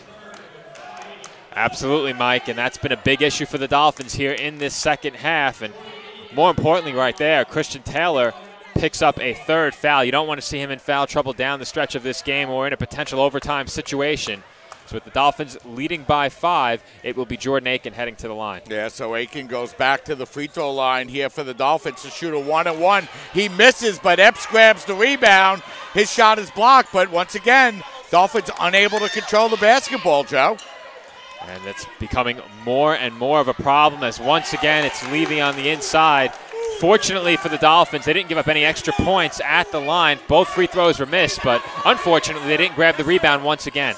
Yeah, so the Dolphins now with a 3-point lead inside of 6 minutes remaining, as that's Taylor with the basketball for the Dolphins. Taylor looking to work his way inside, feeds the ball back up over to Martin. Now it's Latunji. Latunji's floater in the lane is up, no good. And we're going to have a whistle and an offensive foul called on the play. And it didn't look like Latunji leaned into him all too much, but the Dolphins on the receiving end of a tough call there. Here's another look. Oh, boy, what a total dive. That's a flop. Officials totally missing the call on the play, as a dive is rewarded with a offensive foul on the Dolphins. As that's Epps. His floater in the lane is up, no good. Levy grabs the rebound and lays it up and in. And once again, the Dolphins can't grab an defensive rebound on the play, and John Jay has cut the Dolphin lead down to 1. Well, I mentioned the Dolphins had 6'7" Jamal Martin working against Levy, but it's been all Levy in the second half on the boards. As Taylor pulls up and hits that jumper and gives the Dolphins a 3-point lead, as head coach T.J. Tibbs is going to call a timeout on the play. And it's been a frustrating second half here for the Dolphins, Joe, as they've played well offensively and opened up the lead to 5, and on numerous occasions have been able to stop John Jay, but not able to grab those big rebounds that they need here in the later stages, Joe. And it's almost hard to believe the Bloodhounds are only +1 on the glass in this game. or I should say +2 overall. 11-10 on the offensive glass, 27-26 on the defensive glass. So overall in this game, the Dolphins have done a decent job rebounding, but that certainly hasn't been the case over the last few minutes, especially at the defensive end of the floor. John Jay has been all over the offensive glass, and it has resulted in numerous second chance points. I'll pull up that tally in just a moment. Right now, the John Jay second chance point total is at 12, CSI at 11. So in that statistic, the Dolphins not facing a huge disadvantage, but in this second half, in these crucial minutes, John Jay certainly exploiting the Dolphins in that department. That's exactly it, Joe. The Dolphins had allowed just 2 offensive rebounds in that first half to John Jay. John Jay now has 11, so they've picked up 9 offensive rebounds in the first 15 minutes here of the second half, and they've been able to take advantage of it and really have been able to stay in the game, Joe, with their offensive rebounding. Yeah, in the first half, it was free throw shooting and three-point shooting. In the second half, it's been a completely different game. It's been John Jay rebounding the basketball. The Dolphins took a small advantage in shooting percentage into the second half, but John Jay had a huge advantage shooting from beyond the arc. That advantage for John Jay beyond the arc has narrowed. 39% for the Bloodhounds, 31% for the Dolphins. Overall shooting advantage still belongs to the Dolphins, 45-41, but that shooting advantage overall has only been enough to net the Dolphins a 3-point lead in this game, due in large part to the offensive rebounds grabbed by John Jay in the second half. So it's a one-possession game now as the clock winds down, and we have 5 minutes remaining here in this second half. Aiken with the basketball now for the Bloodhounds, looking to work against Taylor. Aiken bounce pass now goes inside to Levy. Levy looking to work against Martin, and his jumper is up and in. Levy having a big game for the Bloodhounds, Joe. He now has 22. Huge second half for Levy as well. I'll have to pull up his first half numbers, but you mentioned he's got 22. He's 10 of 13 from the field, 13 rebounds, 4 of those on the offensive glass. Taylor with the basketball, now works it in the corner to Latunji. Now it's Velasquez, back up over to Latunji. His three-pointer is up, no good, and we're going to have a whistle and a loose ball foul called on the Dolphins as the Bloodhound parade to the free throw line will continue. Well, we mentioned the Dolphins found themselves, or I should say the Bloodhounds found themselves in the double bonus with about 3:40 to go in the first half, and John Jay heading to the line in the double bonus with 4:23 to go in the game here in the second half, a chance to take the lead. And I mentioned the huge second half for Doug Levy. In the first half, he had 7 points, so he has 15 points in this half, and he had 7 total rebounds, including 1 offensive rebound. Now has 13 total rebounds and 4 offensive rebounds. So no matter what way you look at it, it's been a huge second half for Doug Levy. He's really kept his team in the game and has given them a chance to tie it here. So that second free throw is up and in, and the game is now tied at 67 as the Dolphins and the Bloodhounds with 4 minutes and 15 seconds remaining here in the game. Martin with the basketball. Martin now feeds the ball out over to Cartalis. Cartalis now with 12 seconds to shoot. It's going to be last touch by the Bloodhounds. So it'll remain Dolphin basketball with 11 seconds to shoot, and actually they'll reset it now to 20. But it should be 11, and I think they'll reset it back. Bloodhounds certainly didn't have possession, and it indeed will be reset to 11.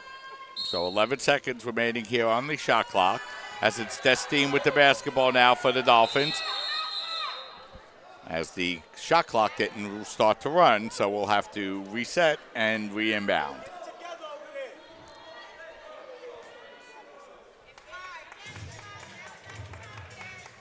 So the Dolphins will inbound the basketball once again.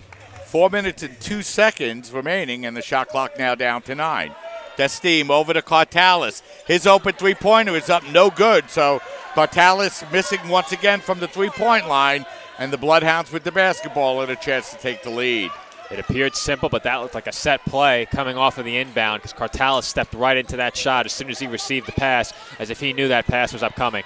Epps with the basketball, feeds it up over to Levy, who lays it up and in and draws the foul. So once again, the Bloodhounds stole the ball inside the lane, and Levy able to lay it up and in. He's got 24, and now Taylor's going to pick up his 4th personal with 3:39 remaining. And the Dolphins led in this game 65-60. But since then, it's been a 9-2 Bloodhound run. Make that 10-2, and the Bloodhounds now lead by 3 with 3 minutes and 39 seconds remaining. And really the only source of offense for John Jay right now is Doug Levy on the offensive glass, or any other player who can secure a rebound and get to the free throw line. Cartalis now feeding it up over to Destine. Now Latunji, his baseline jumper is up no good, and the Bloodhounds control the rebound once again. So the Dolphins opened up their lead to 5, Joe, but really couldn't rebound the basketball and really stopped getting good shots, and now find themselves down 3 with 3:04 remaining. Levy, turnaround jumper, rolls around the rim and in. Dolphins have no answer for Levy, just like the Bloodhounds had no answer for Christian Taylor. Unfortunately for the Dolphins, the Bloodhounds are in the double bonus. Taylor puts up the long three-pointer and buries it to make it a 2-point game. And a timeout called here by the Dolphins. And 2:46 remaining, and a timeout taken on the floor, Joe. Well, I mentioned no answer for Doug Levy at one end of the floor, no answer for Christian Taylor at the other end for John Jay. He connects on a huge three-pointer, but the Dolphins really need to find some offense from other sources. It's been all Christian Taylor. I have to take a look at how many points CSI has scored in this half, but I'd have to think Taylor has scored the majority of them. At the very least, we did see Rigo Destine put some points up on the scoreboard, as well as Adeola Latunji, but Latunji's struggling from the field. 5 of 15, has grabbed 12 rebounds in this game. Taylor, on top of his 29 points, also has 7 rebounds, 3 assists, and 3 steals. I mentioned the 4 turnovers he had at halftime. He has not turned the ball over in the second half, and that's been big, given the number of opportunities John Jay has had at the other end of the floor. If the Dolphins were also turning the ball over to compound their rebounding issues, they probably wouldn't be in this game right now. Yeah, so 2 minutes and 46 seconds remaining. Dolphins find themselves down by 2, 72-70. And, you know, Joe, the Dolphins are going to have to find a way to play better defense, and they're going to have to limit John Jay to one shot. And that's easier said than done, limiting the Bloodhounds to one shot. I'm trying to get a quick look at what the Dolphins have done overall in the second half. Christian Taylor had 13 in the first half, has 16 here in the second half. The Dolphins have scored 33 points overall in half number 2. So Taylor accounting for nearly half of the Dolphins' second half offense. The Dolphins have been to the free throw line 6 times in the second half. John Jay 8. So the Bloodhounds still maintaining an advantage in that department, and it's unlikely that will change down the stretch with the Bloodhounds in the double bonus. But you said it, Mike, on the glass in the second half, 9-4 in favor of John Jay on the offensive glass, 11-7 on the defensive glass for a +9 margin overall, 20-11 on the boards in favor of John Jay College. So for the College of Staten Island down the stretch here, only a 2-point game. They are right in it. They need to grab the defensive rebounds at that end of the floor and not give the Bloodhounds an unlimited number of opportunities, because it really seems like that's the way the second half has gone. So it's going to be the Bloodhounds to inbound the basketball as the Dolphins look to show a little bit of a press. So Levy comes back to take the inbound, and here come the Bloodhounds with the basketball, as that's Epps bringing the ball across the midcourt line. Epps guarded by Velasquez. As the Bloodhounds looking to get the ball inside, they've been very successful here in the second half. Levy's pass inside is going to be knocked away by Taylor and out of bounds, so it'll remain Bloodhound basketball with 10 to shoot.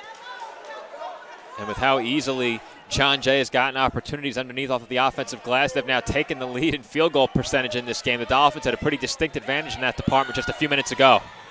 As that was very close to a 5-second violation, but it said Velasquez comes away with the ball for the Dolphins.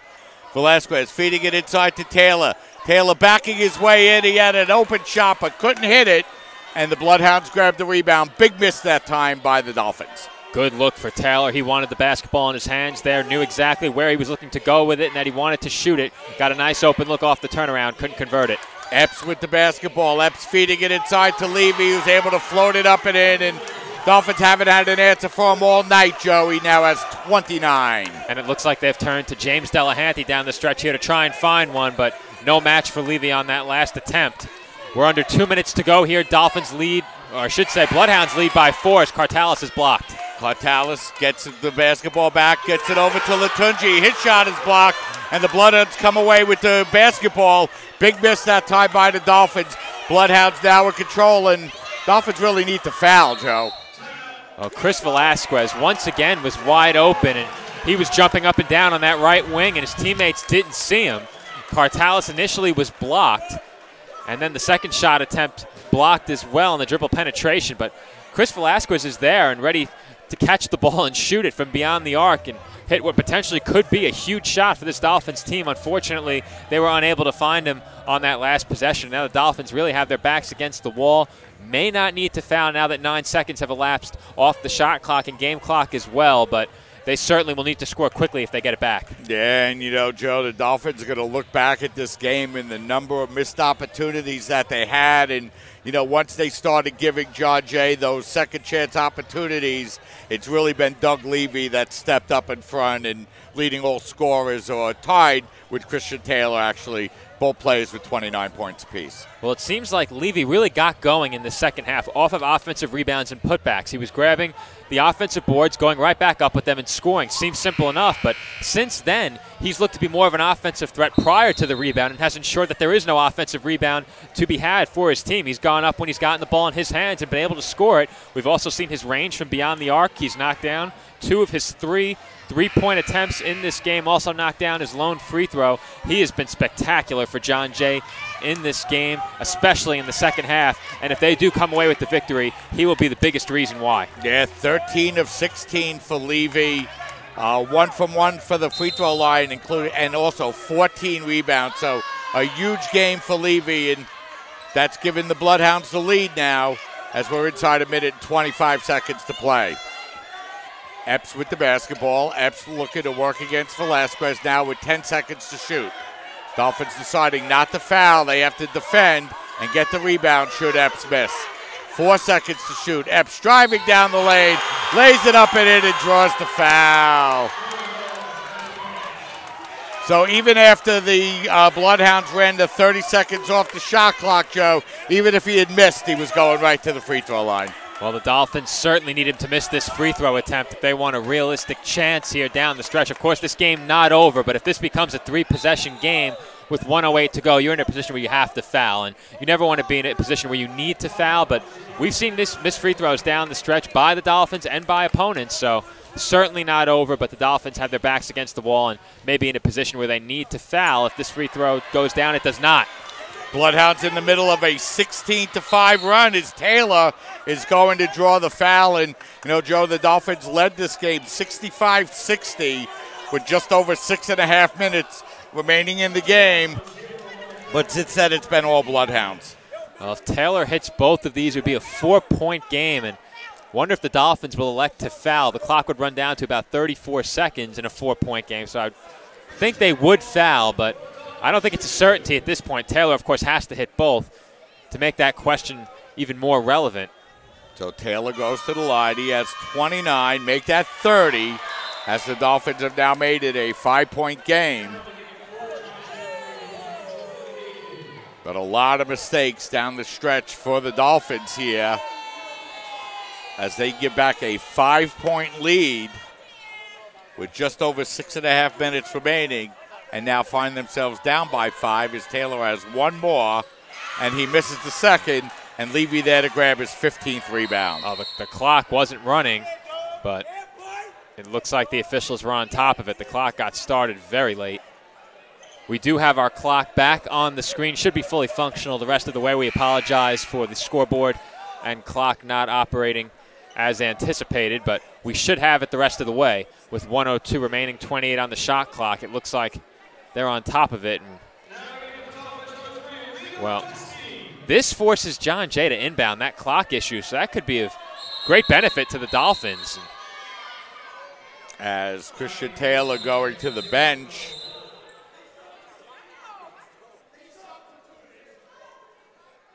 As we have a discussion about whether the Dolphins will be permitted to substitute on the play. And if you're the Bloodhounds here, Joe, you just want to maintain possession of the basketball and make the Dolphins foul. Well, that clock issue is huge if John Jay can't get it in, but they do a good job of executing the inbound. And Epps dribbling through traffic. Epps able to dribble through a triple team. And now Velasquez will pick up the foul, and Epps will go to the free throw line to shoot 2. As the Dolphins will substitute in here offensively, but again, Joe, you look at this game and how the Dolphins struggled early in the second half, came back strong in the second half. As you look at the free throw totals here, as the Bloodhounds now will go to the free throw line to shoot free throws number 21 and 22, and they have a 5-point lead. Well, in the game, Epps 3 of 4 from the charity stripe. That miss was the last free throw he attempted following that basket he made through the contact.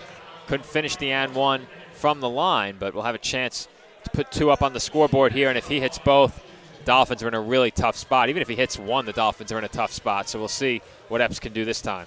As his first free throw is up and in, he'll have 1 more upcoming.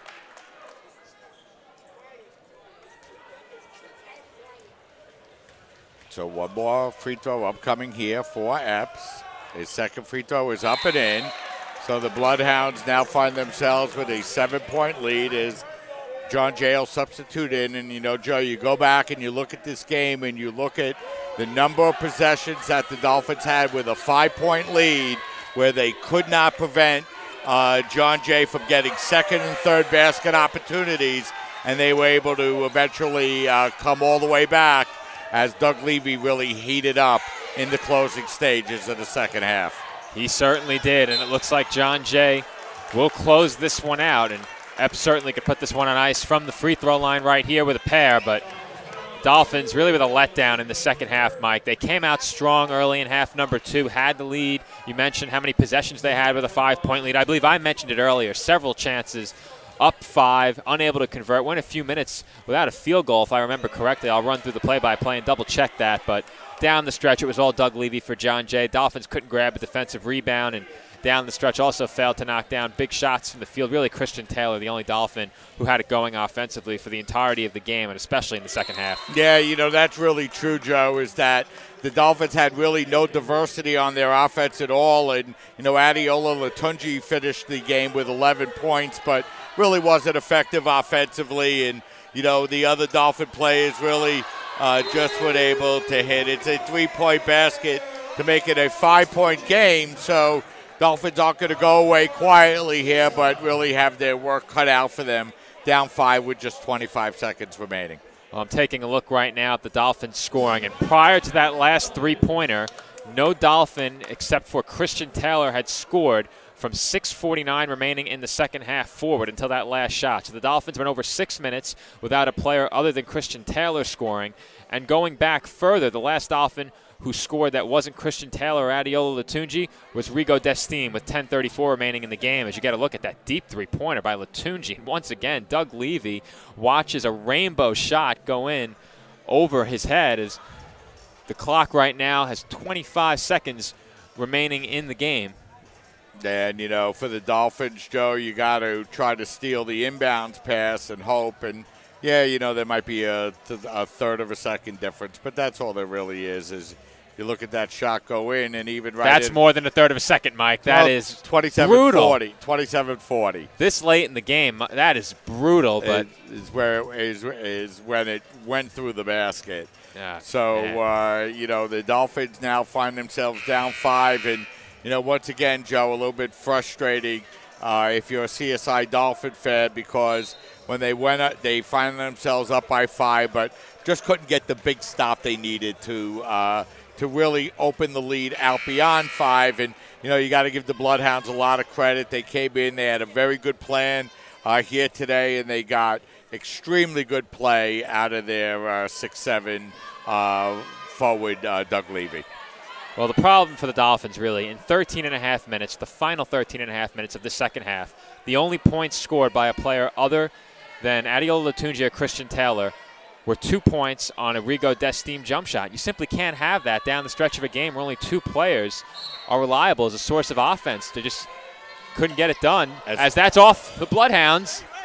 And the Dolphins able to come away with the basketball. Latunji putting up the rush 3 That's no good, and the Dolphins commit the foul. So Dolphins had themselves an opportunity, came away with the steal, but unfortunately weren't able to hit the three-pointer, and then the Dolphins forced to commit the foul. So an opportunity missed once again, Joe, by the Dolphins. And, Adiola rushed that a little bit. They had a little bit more time to try to get a good shot, and now Levy will go to the free throw line to try to wrap this up for John Jay. And I was shocked. John Jay inbounded that ball so quickly. It looked like they tried to sneak it in really fast, and they threw it right off of, I believe, Nicholas Taylor, or towards Nicholas Taylor, who then had it bounce off of a John Jay player. And I guess it's no surprise Doug Levy getting it done from the free throw line, knocking down the first of two. But that was a well-defended inbound by the Dolphins, and had that ball gone out of bounds, it would have been Dolphins basketball. They came away with it anyway, but Latunji rushed that shot. Dolphins had numbers and certainly could have made at least one pass to try and get a better look, as that second free throw makes it a 7-point game with 21.2 on the clock. Yeah, and Levy now leading all scorers. He has 31 points. As Dolphins have had just no answer for him here this afternoon. As Dolphins now inbound the basketball as it's Taylor taking it down the lane and laying it up and in, and that's going to make it a 5-point game with 16.3 seconds remaining. And now the Dolphins will look to substitute defensively.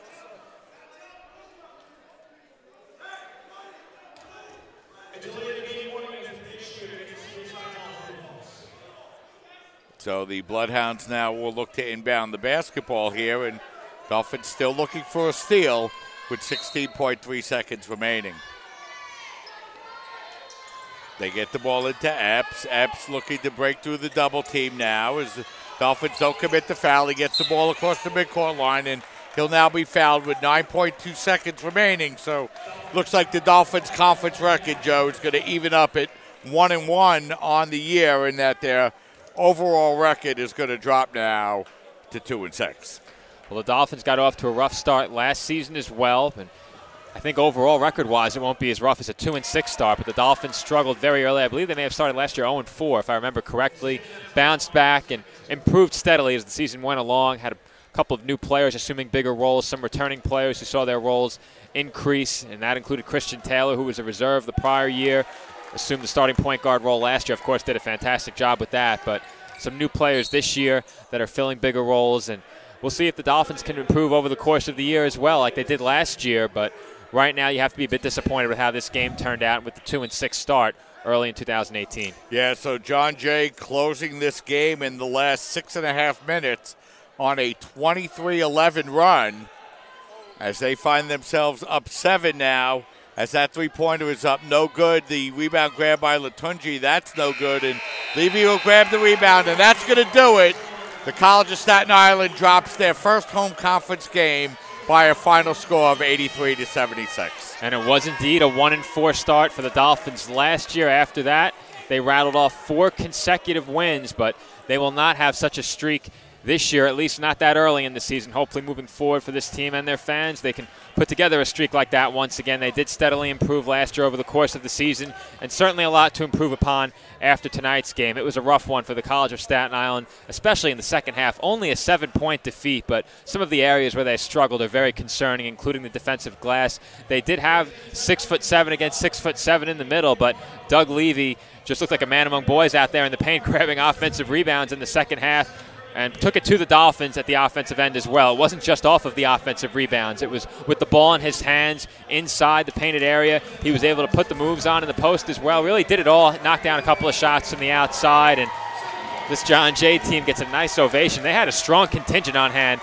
behind us over our right shoulders. The Bloodhounds fans definitely turning out for this one, as did the Dolphins fans on this Dolphins Pride night, but that wasn't enough to see the Dolphins to a sweep in this Cuniac doubleheader.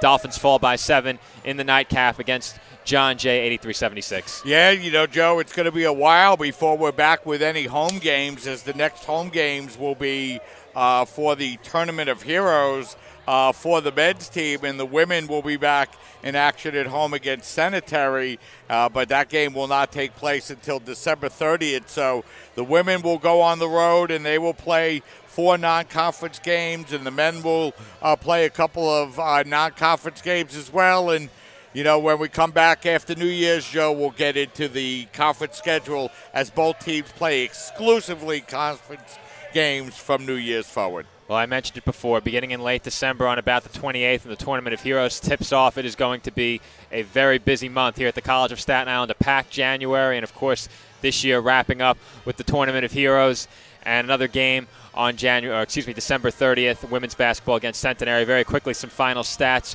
in this one. Dolphins lost the advantage in shooting. They were outshot 46% to 43 from the field. For the Bloodhounds, 7 of 18 from beyond the arc. Dolphins shot 7 of 23 from three-point range from the line. John Jay hit 20 of 28 free throws. Dolphins only 12 trips to the line, hit 7 of those free throws for a percentage of 58. That's certainly not where you want to be. John Jay out-rebounds the Dolphins by 5, but in the second half, the margin was much greater than that. On the offensive glass overall, Dolphins had a 1-rebound advantage on the offensive boards, but on the defensive glass, John Jay a +6, and that pretty much tells the story of this game, and we'll wrap things up from the College of Staten Island tonight. Dolphins lose by 7. So that's going to wrap things up here from the College of Staten Island. This will be our last broadcast until after the Christmas holiday, but plenty of road games to go out and follow both the men's and women's basketball team as we head into the Christmas holidays. So that's going to wrap things up here from the tank at the College of Staten Island. For Joe Foreman, this is Mike Babuski saying thanks for watching. Don't forget to join us for the Tournament of Heroes beginning on December 28th. Have a great holiday, everybody, and we'll see you after the Christmas holiday. Good night, everybody.